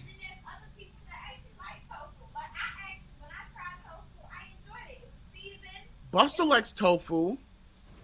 Do you? Yeah. He likes tofu. I'm not saying, Buster, you're half a man because you're eating tofu, or Buster, you shouldn't eat tofu. But also, you have to know that I won't choose tofu over meat. I won't choose tofu over regular meat, though. Legitimately was like, huh, and it was a rice and black bean burger with smoked tofu. So that's what the menu read, and I was just like, out of everything on this damn menu that you can choose, and it's not like you're giving up meat. I can understand, and they had other vegetarian options too. Might I add? Okay, they had other vegetarian options. Really good. I hadn't had a burger. I haven't had a burger in a while. So I'm like, okay, let me just try something different. That's me expanding my horizons. Though I am not a foodie. Let's make sense. Well, you know what? I'm happy that you wanted to expand your horizons. I guess in the future you'll just you and your girlfriends can go and have the vegan burger, and you can tell me how it tastes. At least I wouldn't be there. I'm like, well, I'm glad you enjoyed it. I guess. There'll be a time where I will try tofu. That won't get there. If you try tofu in front of my face, I'll eat shellfish that day and get an allergic reaction. But some of the greatest moments in this podcast are when your fiance decides she wants to just argue with you about food, and you get so angry that you look at the camera and you kind of just give us the look like, I'm about to say some shit. This is the look you get. Ready, Biz? That's the look you give. And here they got. If you look at the can in the picture on Twitter, they got pictures of fishes on it. Mm-hmm. There's no fucking fish in the damn can. But you got a nerve to put. Oh my god! Seriously, you put little fishes on there, knowing daggone there's not even an ounce of fish in that damn can. The nerve of you! Kiss my ass. Fuck vegan tuna. Your bitch ass. We're gonna move on to the anti-salt mine before this gets even worse. Never try that abomination. Here we go. Give me sun kiss. Give me chicken of the sea. Give me anything. No.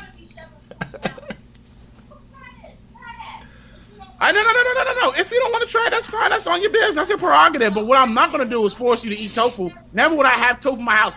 Shit. To be honest, if the doctor told me today tomorrow you need to eat vegan to survive, I'll kill myself by eating some fucking meat. Fuck the bullshit.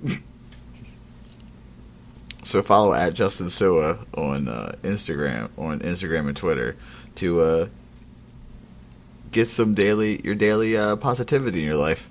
This quote comes from Justin Sua. Actually, today. Don't let the criticism of others stop you from going after what you want. I picked that this morning. I didn't know it had anything to do with the rant you just went on, but it went to the rant so well, Biz. Once again, don't let the criticism of others stop you from going after what you want. So that means fucking vegan bullshit. Okay, got it. Yeah, I wouldn't have had a girlfriend that was a vegan. Yes, you would. No, I wouldn't. What are you trying to tell me? You trying to tell me something right now? What if she was foxy as hell? If she told me she couldn't eat half the crap I could. All the qualities you wanted was tall, curvy. I love the what if. What if your girlfriend was foxy as hell? If she was everything you described, she wouldn't be my girlfriend because something is clearly wrong with her. Yes, she would. No, I wouldn't. Yes, she would. You're 4'11". You ain't nowhere close to talking me together. So what you trying to say? And you damn sure don't even eat pork no more. You ain't a beef. So don't. And you're foxy as hell too. Good save. That was a good save. That was legitimately. You're sexy as hell, babe. Yeah. And if you ate vegan tomorrow, we'd have a serious conversation about our life choices. Because I didn't meet you as a vegan. You're not dying. You're healthy as hell. Okay. You're shedding pounds, and you're doing a great job. You're looking fabulous. You've always been fabulous. You're a diva. You're a queen, just the way you are. But don't tell me that you want to decide to change your motherfucking diet to go vegan just for kicks and motherfucking giggles because you don't have an allergy. The only thing you're allergic to is citrus. You can't veganize. Can you veganize citrus? Holy shit. The world will stop soon. How are you allergic to citrus? Skin. Ah. What do you mean for medical reasons? For medical I'm getting 5 fucking opinions from different doctors if you had a fucking... For medical reasons. Because of either we went out of the country, we ate something, and told me to hell up. Wait, so something out of country fucked you up so bad that you can't eat meat anymore, meat products? For the moment, yes. Well, here's the thing, babe. No, I'm explaining to you. Okay. You ready? All right. I don't have an issue with vegans who wants to eat wholesome food. So if you said, babe, I can only eat, vegetables and fruits and, olive oils and stuff like that, that's fine. But what if I wanted tofu? You eating that shit on your own. Why am I eating no more? I'm the hell not eating that bullshit. Anybody asking you to eat it? Good. I'm glad we got an agreement there. But what I'm saying... That's what I'm saying. Listen and don't react. Okay.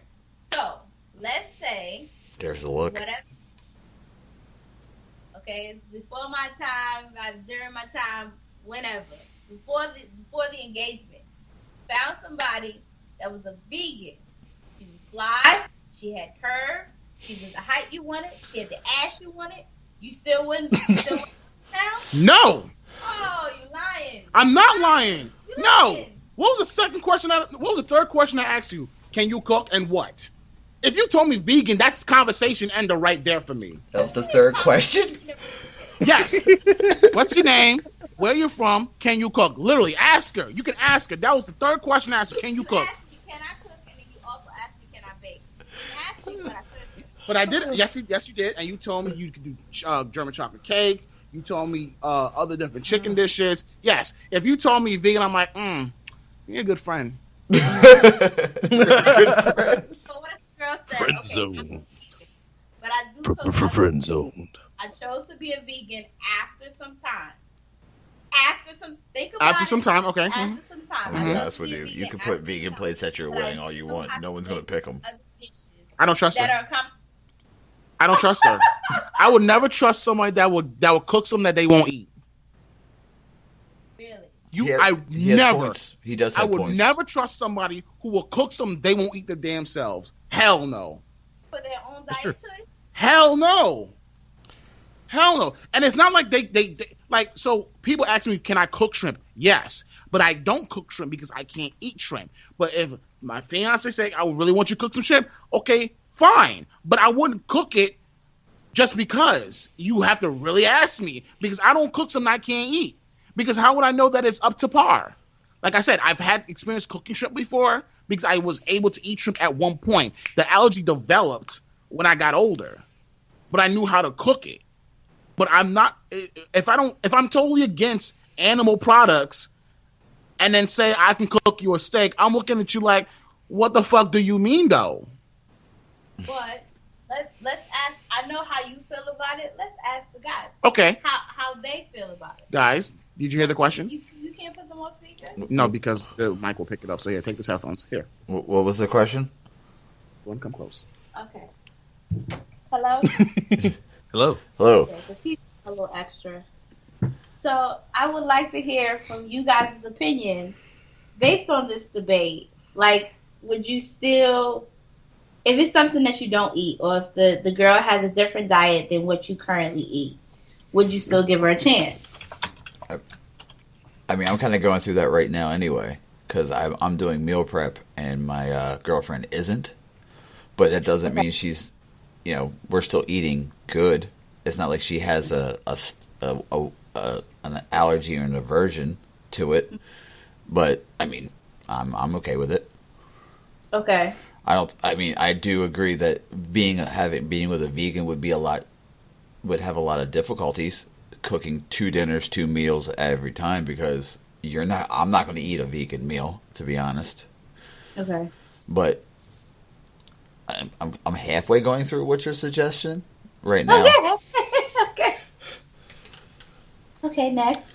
Let's see, I don't know, because I've actually been vegetarian for a while, or for a couple of years. I was young, but I would miss meat, though. For God's sake, I would miss meat, but I don't know. That really depends upon the person, to be honest. Okay. All right. So he's just totally not.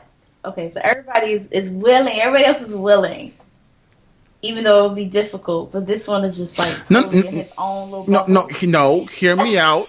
What I said was, if I'm gonna go vegan, it's gonna be strictly whole foods. I've said this: whole foods, fruit, vegetables. I'm not basically going to buy processed BS because I missed the real thing. So yes, I'll have portobello mushroom steaks, right? But it's not veganized. It's an actual vegetable. It just grows like that. I just grill it up, and season it in whatever cases. Mushrooms have flavor on its own. Right. So what I'm saying to you is, if you proclaim yourself, quote unquote, certified foodie, as a foodie, Mm-hmm. yeah, I had to do the quotations because it's just as a foodie. Mm-hmm. Then as a foodie, you need to be open to other people's diets. You should be. No, let me not say you need to be. You should be open to other people's diets because some people it's not only an allergy issue. It may be just because of their health reasons. Mm-hmm. It may also be because of choice. So you can't proclaim yourself as a foodie and then you're not open to what other people eat. Mind you, I don't dislike vegans.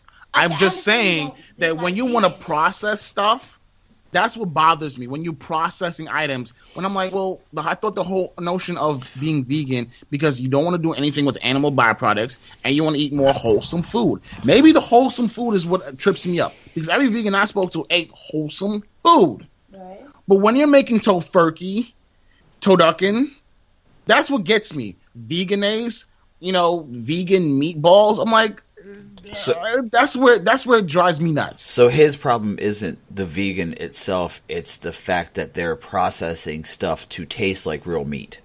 That's exactly what it is. I have vegan friends, I really do, and I don't dislike them. I love them to bits, but they don't eat. Well, I've never seen them eat vegan tuna, veganese. They've eaten, maybe a zucchini pasta, right, with walnut bolognese, right, which is basically nuts, crushed up nuts with marinara sauce and spiral zucchini noodles. That's all wholesome. But when you start putting in vegan meatballs, that's where you lose me. Like, what? I mean, I'll crush some spaghetti squash right now. I love it. Yeah, so I've heard of that spaghetti squash. I love zucchini noodles. I've made them tossed with olive oil, garlic, salt, and pepper. But the walnut bolognese, I had it. Actually was pretty good. It was actually pretty good. If you have a nut allergy, I apologize. I feel bad for you. It feels bad, man. But I mean, when you start fucking shit up and when you have to get stuff out of a package, because meat is not a thing, that's what it drives me batshit crazy. And I hope that everybody gets that. I don't hate vegans. I've said that from day one. I just don't like shit being veganized. Don't talk about their food. If that's what they want to eat. If that's what they want to eat, let them eat. See, I'm the voice of I'm sorry, I'm just taking over. But no, it's fine. You're part of the show now. Because it doesn't make sense how you're saying F this food and F that food. No, because everybody chooses to eat what they want to eat at the end of the day. This is not Joelle's food meal menus. This is each and every person has a different menu, has a different food meal. So be open to that. Now, if you don't want to be too open to it, do not call yourself a foodie. Give yourself another name because this ain't working. I am a foodie. No. I like food. Let's look at the chat right now. Do you like tofu? I don't know how that's food. Like I said, I don't like tofu. If you want to eat it. What do you mean that's not food? I've had tofu. I thought it was very good. How do you make tofu? I don't know, but it tastes good. How do you make tofu? How do you make tofu? You want to talk about that? No, I'm asking. How do you make tofu? Does anybody know? You want to tell me? It's made out of soybean, right? Edamames. Edamame.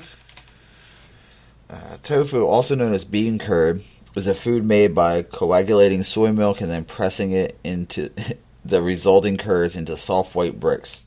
Well, okay, soy also comes from edamame, though. Edamame. Did you is say the coagulation? it's Yeah. coagulated. It's like how they make cheese. Yeah, Like it's how basically cheese from a bean, It's cheese from a bean. It's mozzarella from a bean. which is a close cousin to peanuts as well. Edamames.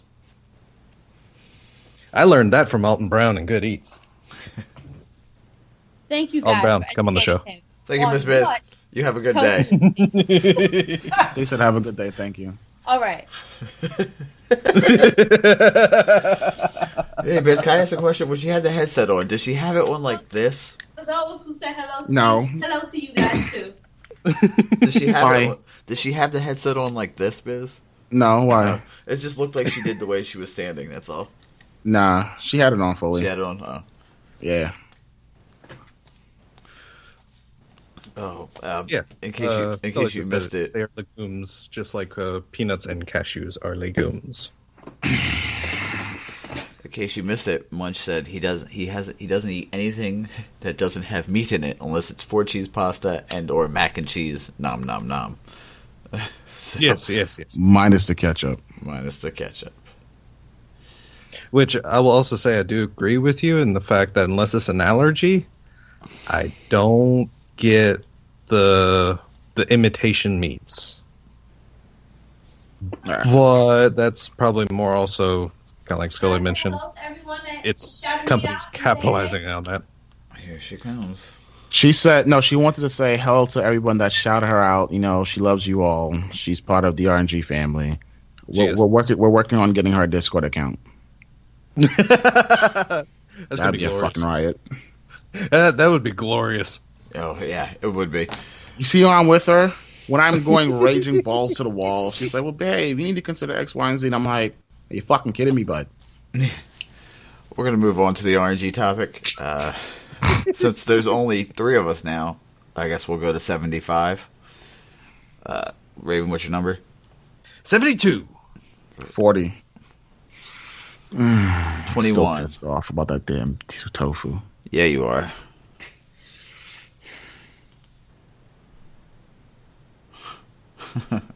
It's 74. Hey, awesome. Not bad. Crap. Nailed it. No. Did you do that on purpose, or were you trying to go high so you don't have one? Do you have one? You No. you I got one. I was about to say I got Okay, another go one. I'll ahead. just put that one. I'll put mine on at the end. Go ahead.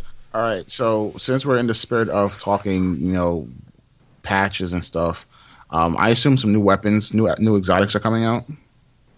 There's only one that can. The I mean, other than new ones, the there's only one dubious volley. returning that can. The Dubious Volley is the only new exotic that we've seen that hasn't come out, and the only one that could come back is the Pocket Infinity now. Pocket Infinity. Obviously. Other than Okay. the raid exotics, but that's. I do feel that for the raid exotics to come back, they would bring the raids back up. Which I'm okay Okay. with. Yeah, I mean, I'm okay with it, but like I said, I only see that happening with that. I don't see them bringing back the raid exotics without bringing up the current without bringing them up to current content standards. Yeah. Okay. So then I'll phrase my question this way: if you can pick one exotic that you would want them to retool. Now we've all been through like how exotics should be fixed, but I'm saying if you guys had one exotic that you would like them to retool, which exotic would it be? How would you retool it and why? One. Easily, one for me, easily is the new Kvostov. I want it to actually function like the weapons it's imitating, instead of like an auto rifle that's firing as a pulse rifle. Because right now it can only do auto rifle damage, basically, and it's a tragedy because that means, like in PvE, like getting it into semi-auto mode can be fun, but you might as well just put it in auto mode. I mean, PvP, you're definitely going to want to put it into basically the 900 RPM counterbalanced doctrine mode because that's going to be what's competitive or the most competitive for it.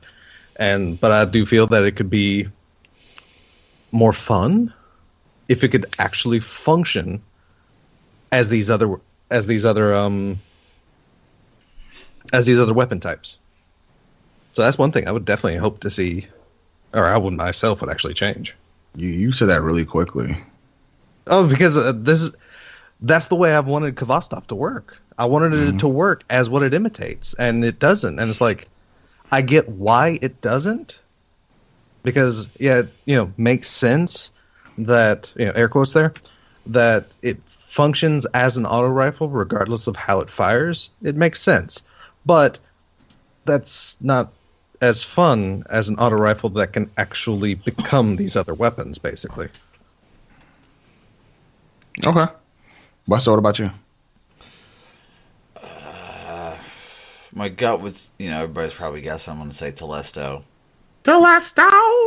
But I mean, the only thing I would do to Telesto is break it and make it more overpowered than what it already is. So I'm going to say Bad Juju and give it the mark. Have it, when it hits, it can still function the same way it normally does, but give it the ability to tag someone.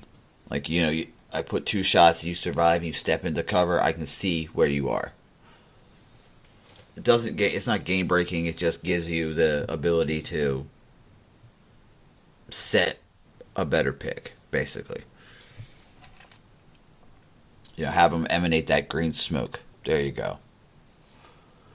Oh, you mean like a Fang of Ear Ute? That's the one I was trying to think of. Thank you, Des, for jumping into my head, catching that the bean I was trying to throw out. I was like, come on, get it. Oh, yeah. Come on, pick it Yeah, up. that mark, though, is garbage. Because it gets obstructed by everything. Because it's just a big glow, and it's nice when it's out in the open, but as soon as they take cover or anything, it's like, oh, where'd they go? I never thought that functioned great. Okay. So, mine might be a little blasphemous. I preface that by saying that. Mida. Now, it's not as simple as just adding back high caliber rounds. Something that I noticed was that Mida has one of the fastest equip speeds in the game, right? At base, yes. But base, right? What's the base? 100? Actually, equip speeds can go over 100. Okay, so that's my point exactly. I would actually like them to replace quick draw with high caliber rounds. I think having quick draw on Mida is somewhat redundant because it already has a high quick speed. I mean, and I think people naturally go towards quick draw or lightweight. I think Field Scout, was it Field Scout? I think that's what it's called. Yeah, the last perk. Yeah, I don't know if that's utilized as much, right? I mean, as the other 2 perks, but I feel like quick draw is a wasted perk on that gun because it already has is 100. Right, and so, I mean, granted, it's tough because like high caliber rounds is what kind of set it apart from everything else. But I think that with quick draw on it, it's just kind of like, what are you really doing with that? When to be honest, I think I would actually replace lightweight. Why? Maybe because mine already gives you better sprint capability. So you're just doubling down on that. So that's my point exactly, right? So that's my point. Like, okay, so I didn't even look at quick lightweight in that light, but yeah, you have 2 perks on that essentially is doubling down of something that Mida already does well. Which I can see. Yeah, that is a tough choice because I definitely can see a place with Field Scout. Not really, considering scouts do have great inventory actually. No. Yeah. That middle tree is kind of garbage for Mida now. Yeah, like no one's ever like really picked that up, and so I think like if you have high caliber rounds in that picture, so I think what I would do is have a choice between high caliber rounds and brace. Is brace frame the one that reduced magazine size? I believe so. Okay, I can actually look that up real fast because I have been working on. See, I've been playing with Mida. I have been. These past 2 weeks, I've been plunking around with Mida. Yeah. And if Mida had explosive rounds, it would be my favorite weapon in the game. Okay. So Yeah, brace What? frame is increased stability, reduced magazine size. Okay, so I think that you can replace all three with, I'll say, explosive rounds, high caliber rounds, or brace frame or hand laid stock. Or you could keep it, high caliber, explosive, armor piercing. So it's just the middle tree is just the rounds it shoots. Yeah, that's what I was actually thinking too. That'd be like really interesting. You can like choose a round because I mean, it has its stability isn't really an issue with Mida. Right. It And pops. It's just it would, yeah, it would be awesome with more stability, but at the same time, I've The never reason why- like, Go ahead. no, like I said, I've never really like sat there and thought I was like, wow, I wish the Mida was more stable. But said here's no the- one ever. But here's the thing, right? Here's the thing. That's what I'm getting at. I don't have a problem with the stability. What I don't want, right, is that if they put high caliber back, everybody flocks to that, but then have them choose like, yo, these are two really Okay. strong perks. And Yeah, I so, can see that now. what do you want? You want more stability, or do you want the high caliber? That's a That- lot of stability too, because I mean that would make it.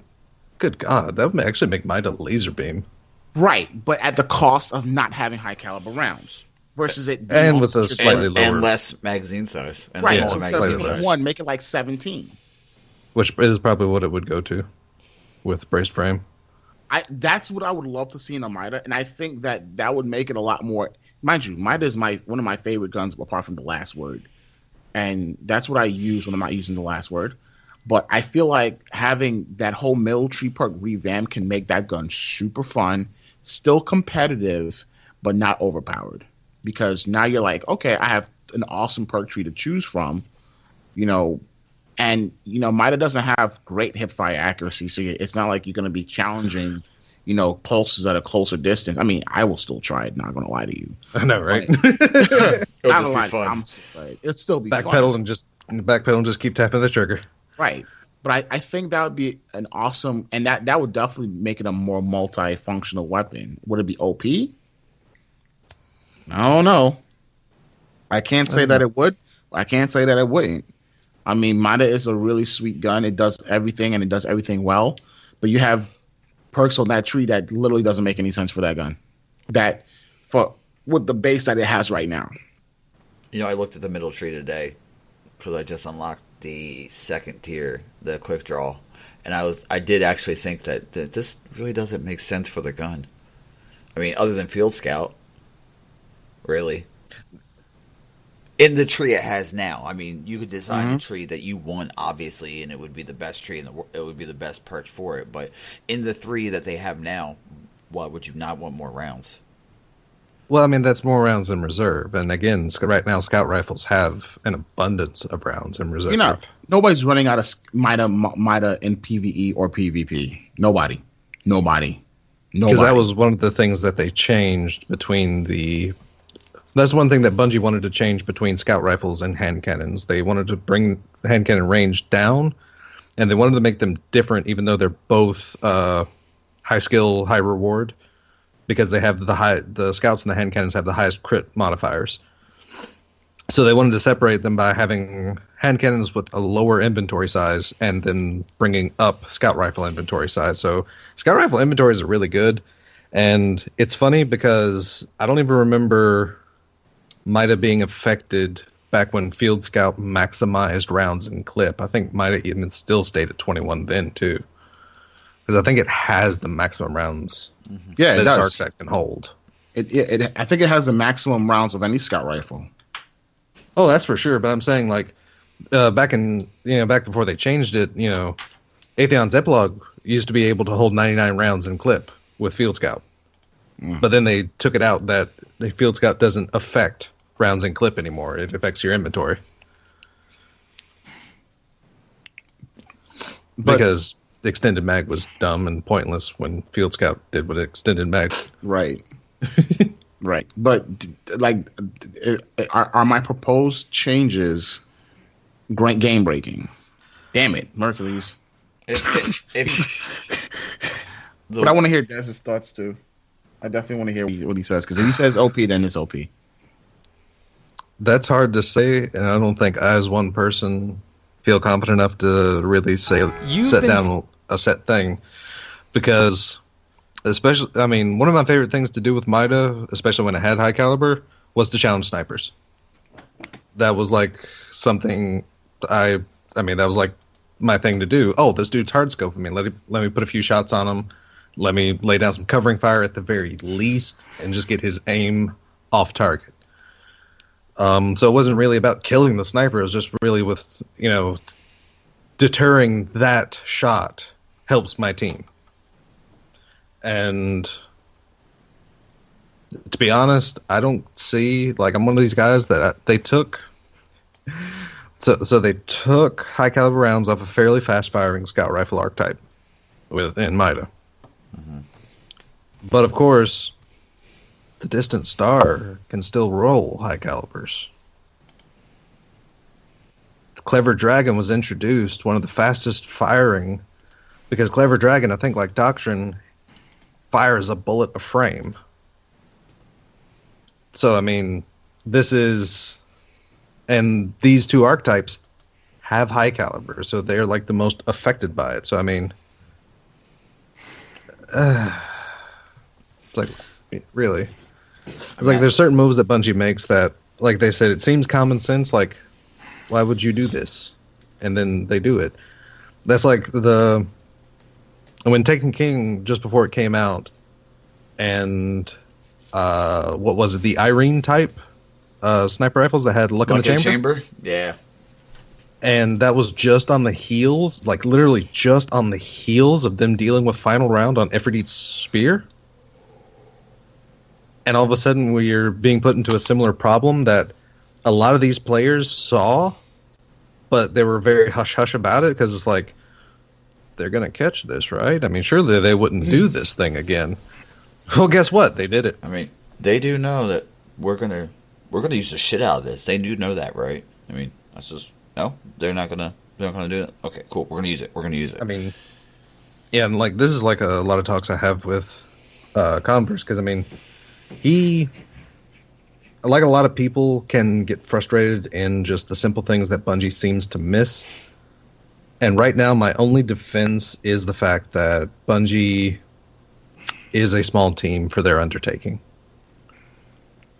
They are designing something, or trying to design something on the scale of MMOs. But they do not have like a AAA studio like staff and scaling. They don't have that. It's like they're definitely classified as bigger than independent at this point in time, more than likely. But they still don't have... I mean, World of Warcraft has multiple dev teams working on that world, working on its releases, working on maintaining it, working on keeping it a living, breathing entity. Bungie doesn't have that. Bungie has a singular dev team. Well, if you count the pieces, they have 2 dev teams that are splitting themselves between PvE and PvP and live events, and also planning using those, like I said, glorified 2 dev teams, maybe 3, and if they're lucky. And split into Destiny 2 as well, because they don't have a full team for this iteration. They're going to put all their resources in Destiny 2. I mean, it's seen by the slow and steady patches, because, I mean, look at a game. Look, Titanfall 2. They've already had several balancing updates. Overwatch, almost bi-monthly to bi-monthly balancing updates. But these are games that only have the one element they really need to focus on. Where the dev teams at Bungie are focusing on this entire beast that they've started to undertake. And that right now, that's my only thing that I can come up to, like, really explain and / or defend them, because it's the only thing that makes sense. And, I mean... Also, remember the game is 3 years old. that's... Yeah. Like I said, I don't even take the age of this iteration, but at the same time, like the sequel, they're going to have to... I mean, they really need to show us that they've learned something from this iteration. Mm-hmm. Because I cut them a lot of slack because, it's a small dev team, and it's, it's their size, and they've probably bitten off way more than they can chew with this beast of a game that they're bringing out. But that can only last for so long. Yeah. Okay, because co-founder asked for this, I'm going to bring it back for this one-time special feature. If you look in our chat, there is a link for a YouTube video. We won't play a YouTube video over sound. It will just be us talking about it and the reactions to the video. Sorry, not reaction. It'll be us commenting and doing our RNG commentary for this video. It is from Brave Wilderness. It's our man Coyote Peterson, who got stung by the Pepsis wasp, the tarantula hawk, entitled "Stung by the Bullet Ant."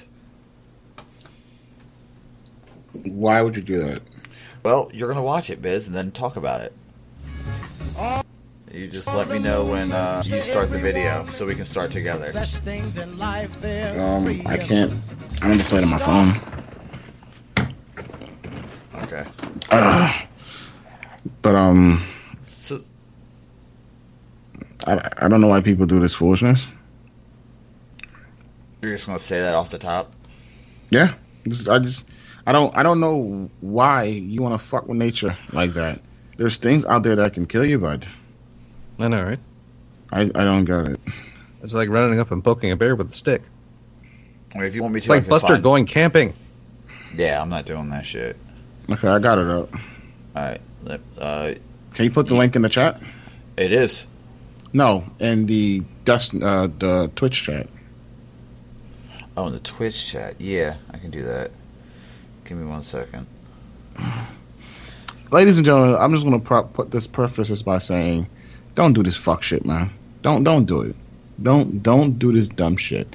There's things out there that's bigger and better than we are, and big things can also come in small packages too.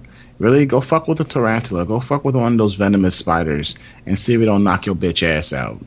I mean, Not even that. It's just. Well, this guy also had the idea to do this, to go up the index for the insects.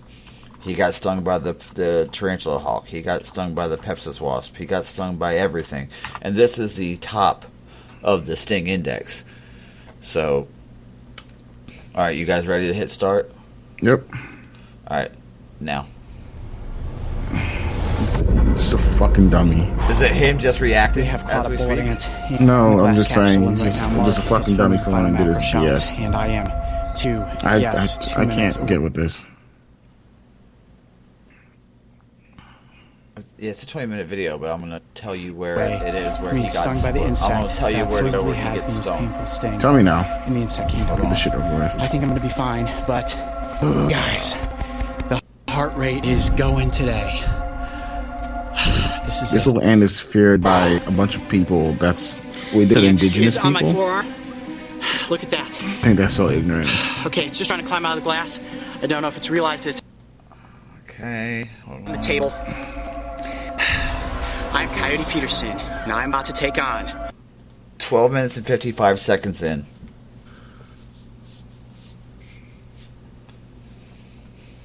Skip to 12:55. And you're about to react. Not react. Comment on what's happening, because we can't say react. This is bad. This is bad. I just want to let you know that right now. This is not good. Yeah, this is just like. And see, this one's crazy because it's not even like in a. Oh. Yeah. All right, you guys ready? Yep. And start now. the bullet ant challenge. Are you ready? Oh, look at that stinger. 1. He's a dummy. One of these days, someone's Oh my gonna gosh, kill his this is ass, it. and it's Look at gonna that be like, stinger. Oh my god. Oh my god.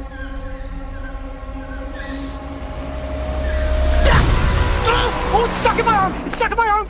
Oh, the stinger stuck in my arm! Look at that! It's stuck in his arm. Okay, it's off, it's off, it's off! Hey, see, and like my this gosh. one's silly. I mean, my he's gosh. actually like holding a freaking like pair of Oh my tweezers. gosh. Oh, You alright? Oh my god, it is Just really holding bad. it to his Oh my arm. gosh, I think it has a It's transfer. stuck in your arm. Good. Good. And now he's sitting on he's riding on the ground. You alright, man? I mean, writhing immediately. Did you see that? The talking stinger about how was much it hurts. stuck And the into guy my forearm, asked, "Are right you into the okay?" vein. There is the sting insertion point right there. Oh my gosh. It I is love like, the music in the background. It's it's like, hot. Oh, I can Very, feel that already. it's very right in my Inception. forearm. Oh yeah. Ah! And then the ant is in the foreground just crawling up like, It I is. fucked that dude It's up. number one. Ah! I mean, you see how much he's Oh my gosh. tensing. Oh, from the it's thing. burning more. If It's you getting can worse. hear the Hold on. noise that this man is making. Oh, yeah, scream like a little bitch because he decided to get stuck by a fucking ant. how my whole arm is getting really tight. I mean, come on. If this oh my insect gosh, is Mark, put your here, arm out here. Just tell them. Feel why my are you forearm. gonna mess with it? Dude, it is like rock hard. I think it's spasming up the muscle. Now, the toxin that comes out of the sting of a bullet ant is a panerotoxin, which can cause you to hallucinate. So, I don't know how much cause you venom to hallucinate. actually went into my arm. All I know is that the stinger was in my forearm for a considerable amount of time. You know, there's safer ways to trick, buddy. Serves you right. Oh my gosh. Good. Oh. Now you stop fucking with shit in I think nature. What dumb I think shit. my neck is having a muscle spasm too. My whole muscle structure is like pounded right now. What is that? Okay. What is that? That's not good. You Let's got keep an eye on stung. that. My neck is like stiffening up. My entire arm feels like it's having a spasm right now. Why not? Okay. Is it getting better Yeah, or he worse? probably No, emptied it's out all worse. the It's coming in toxins waves in of your pain fucking now. ass. My gosh. All right. The best is the guy saying, "Is it getting better or worse?" No, it's getting so fucking What fantastic. the fuck do you think is going to happen? Like, I want to get this guy on so bad just so we can ask him just the hard hitting questions like, "Why are No, you I'm doing this to asking why you yourself?" fucking stupid. Like, are you? It's like, what? It's like, legitimately, why are you, like, putting yourself in harm's way? You know what? I want to see him put his head in a fucking crocodile's mouth. He got bit by an alligator snapping turtle. No. I want him to stick his head in a crocodile's mouth. If you want to kill himself, just do it and call it a day, bro. Stupid. All right, I got one last topic before we go. I'm done with that guy. Yeah, that was the last one of him. So I mean, he's actually like I say, he's like going out and intentionally putting himself in pain for this, and that's ridiculous. Yeah, people like what was his name? Crocodile Hunter? Steve Irwin. Irwin. He wasn't like putting himself in pain, like intentionally. If it happened, he was Oh, crikey. oddly happy about it at times. But I mean, but still, his intention wasn't to actually get bit by it. It was to handle an animal and like show you. Yeah. And if he got bit, it was part of the job. But this dude is like I say, he's holding like a pair of tweezers against his arm this time. He's like forcing this thing to sting him. Hey, hit me, bud. Hit me right here. Right here. Right in the kisser. That's that's like the moment in The Dark Knight where the Joker's standing in the street. Hit me. You know? God. Okay, so the You last. don't poke a bear. Don't ever poke a bear. What was your favorite TV show growing up as a kid? And if you could bring back one show from the past to be rebooted to this generation, what would you pick? That's so not fair. You know, hilariously enough, something like that is happening in the video game world. It was actually brought up in our Discord Yeah. just yesterday. The fact that Mutant Football League is being remade for this generation.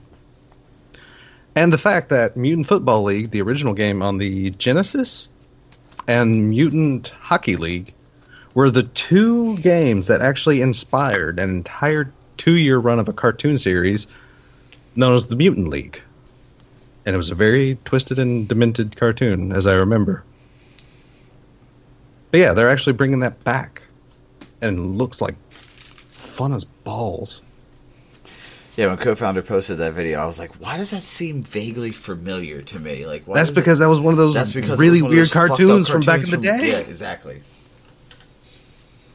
Because I watched that and like Biker Mice from Mars like in the same block. Oh yeah, Biker Mice from Mars. What do you got, Biz? You know, I had a lot of shows growing up. To be honest, I don't have one particular favorite. I wish they bring back Good Eats. But if we're talking like children's shows and crap, it sounds crazy because I wasn't a huge fan of the show, but I admired the technology at the time. VR Troopers. Yes, we are VR. The hilarious. Just because of the technology advancements, the technological advances been made over the years, I'm sure some graphics and like the whole, how we're trying to actually do VR now. Mm-hmm. Like they had Samsung Galaxy phones and they put that shit on and then, oh shit, here we are now. Like I think that'd be pretty dope to see. No, the only reason I laugh is because that's basically what's happening to Power Rangers. Yeah. Because just like Power Rangers, VR Troopers came from a Japanese action show. Was it a Kamen Rider thing, or was it Metal Heroes? I think it was Metal Heroes. It might have been a Metal Heroes bit. Because VR Trooper, Big Bad Beetleborgs, Mystic those Knights. two came... Okay, and Mystic Knights was actually a full American production mimicking that, and was, like, fantastic. But, yeah, it's hilarious because all of those action... The way those worked, it was hilarious. Because they ripped off all the Japanese action and just added American actors into the action bits and completely rewrote the story. Mm-hmm. Because that's like the first season of Power Rangers that's getting a reboot now, was the 15th season of the Super Sentai series. Or was it 16th? Might have been 16th. But anyhow, it was a complete and total Japanese production, and it was based in Tokyo. But what we got was some like California coast city with teens with attitudes. When Angel in Japan Grove. they were, and in Japan those particular heroes were actually from the like Jurassic era. Like they were from the era of dinosaurs, and they were like suspended in animation and brought into the present. So very different ideas, but yeah, something like that is happening. But at the same time, you never know how that would turn out. Because yes, the visuals and everything are going to be amazing. Like I said, with today's technology, they can do so much. I'm going to just say, do you guys remember Mummies Alive? I do. Yeah. That would be I didn't one. watch it much, but I do remember. That would be one I would want to bring up as a cartoon. But as live action, I mean, we said the big three. I know. Mystic Knights. Mystic Knights would be dope. Having brought up. Give me back Gargoyles. Ooh. Yes. Ooh. Yes. I changed my vote. Yeah, Gargoyles for our generation, or for us around our age, was like the first Teen Titans show for like modern generation. The first Teen Titans show, like cartoon, was amazing. Teen Titans Go is kind of garbage, but the actual Teen Titans show was actually good. Mm-hmm. Because it dealt with things like Gargoyles did. Now we're talking like a Saturday morning Disney cartoon show that was dealing with things like depression and Guns. letting people down, and basically equality and crap, and doing so in the guise of Gargoyles some few thousand years old. Yeah, that's a good one. Gargoyles. I mean, that was a show that had like deep... I mean, they even basically covered addiction when Goliath was able to hold Odin's power. Oh my god, it's a throwback, dude. I remember They those. freaking now. retold King Arthur and the Sword and the Stone. I mean, come on. That was my jam back in the day. Yeah. I mean, they're bringing back DuckTales. Yeah, with David Tennant, my man. Miss Scrooge McDuck. Yeah. Oh yeah. I don't know. Darkwing Duck better get a cameo at least. Oh my god, if they bring Darkwing Duck back, I'll be so excited. Oh boy. Darkwing Duck or Tailspin. Bring it back. I know, right? Oh my god, Tailspin too. Yeah. How they got Tailspin from the Jungle Book is beyond me, but by God, was it hilarious. Good on you, though. Good on you. All right. So I guess that brings this is the 38th episode of the RNG cast to a close. We're moving up on that 1 year mark, guys. Yeah. All right. It's getting closer and closer. Yeah, it's getting real close, and it's pretty awesome. Why don't you tell everybody where to find you guys? Well, it's the main man, Businessman 24. You can find me on Twitter at businessman_DRP. You can find me on streaming on Twitch, twitch.tv/businessman24. You can add me on PSN as the Businessman24. And this is your boy Raven. You can find me on Twitter at DES_Raven, twitch.tv/the Corvus Nest, and you can find me on YouTube at DeathSwitchRaven, which eventually I'll get stuff. I promise. And I'm Buster Knuckle. You can find me on Twitter at BusterKnuckle13. That's BusterKnuckle13. On Twitch at twitch.tv/BusterKnuckle. And on YouTube at Buster_Knuckle. Or reverse, one of the two. I don't remember. I think Twitch is Buster_Knuckle. And YouTube is Buster Knuckle. I'll get this right one day, I promise. You can find this. It is Switch. Thank you. You can find this podcast on Twitter at the RngCast, on Instagram at the RngCast, on YouTube at the RngCast podcast, because I guess the RngCast was taken when I made it. It was. You could send us emails at the RngCast to the RngCast at gmail.com. And this is the RngCast. We're out. Later, man. See you all next week. Yeah.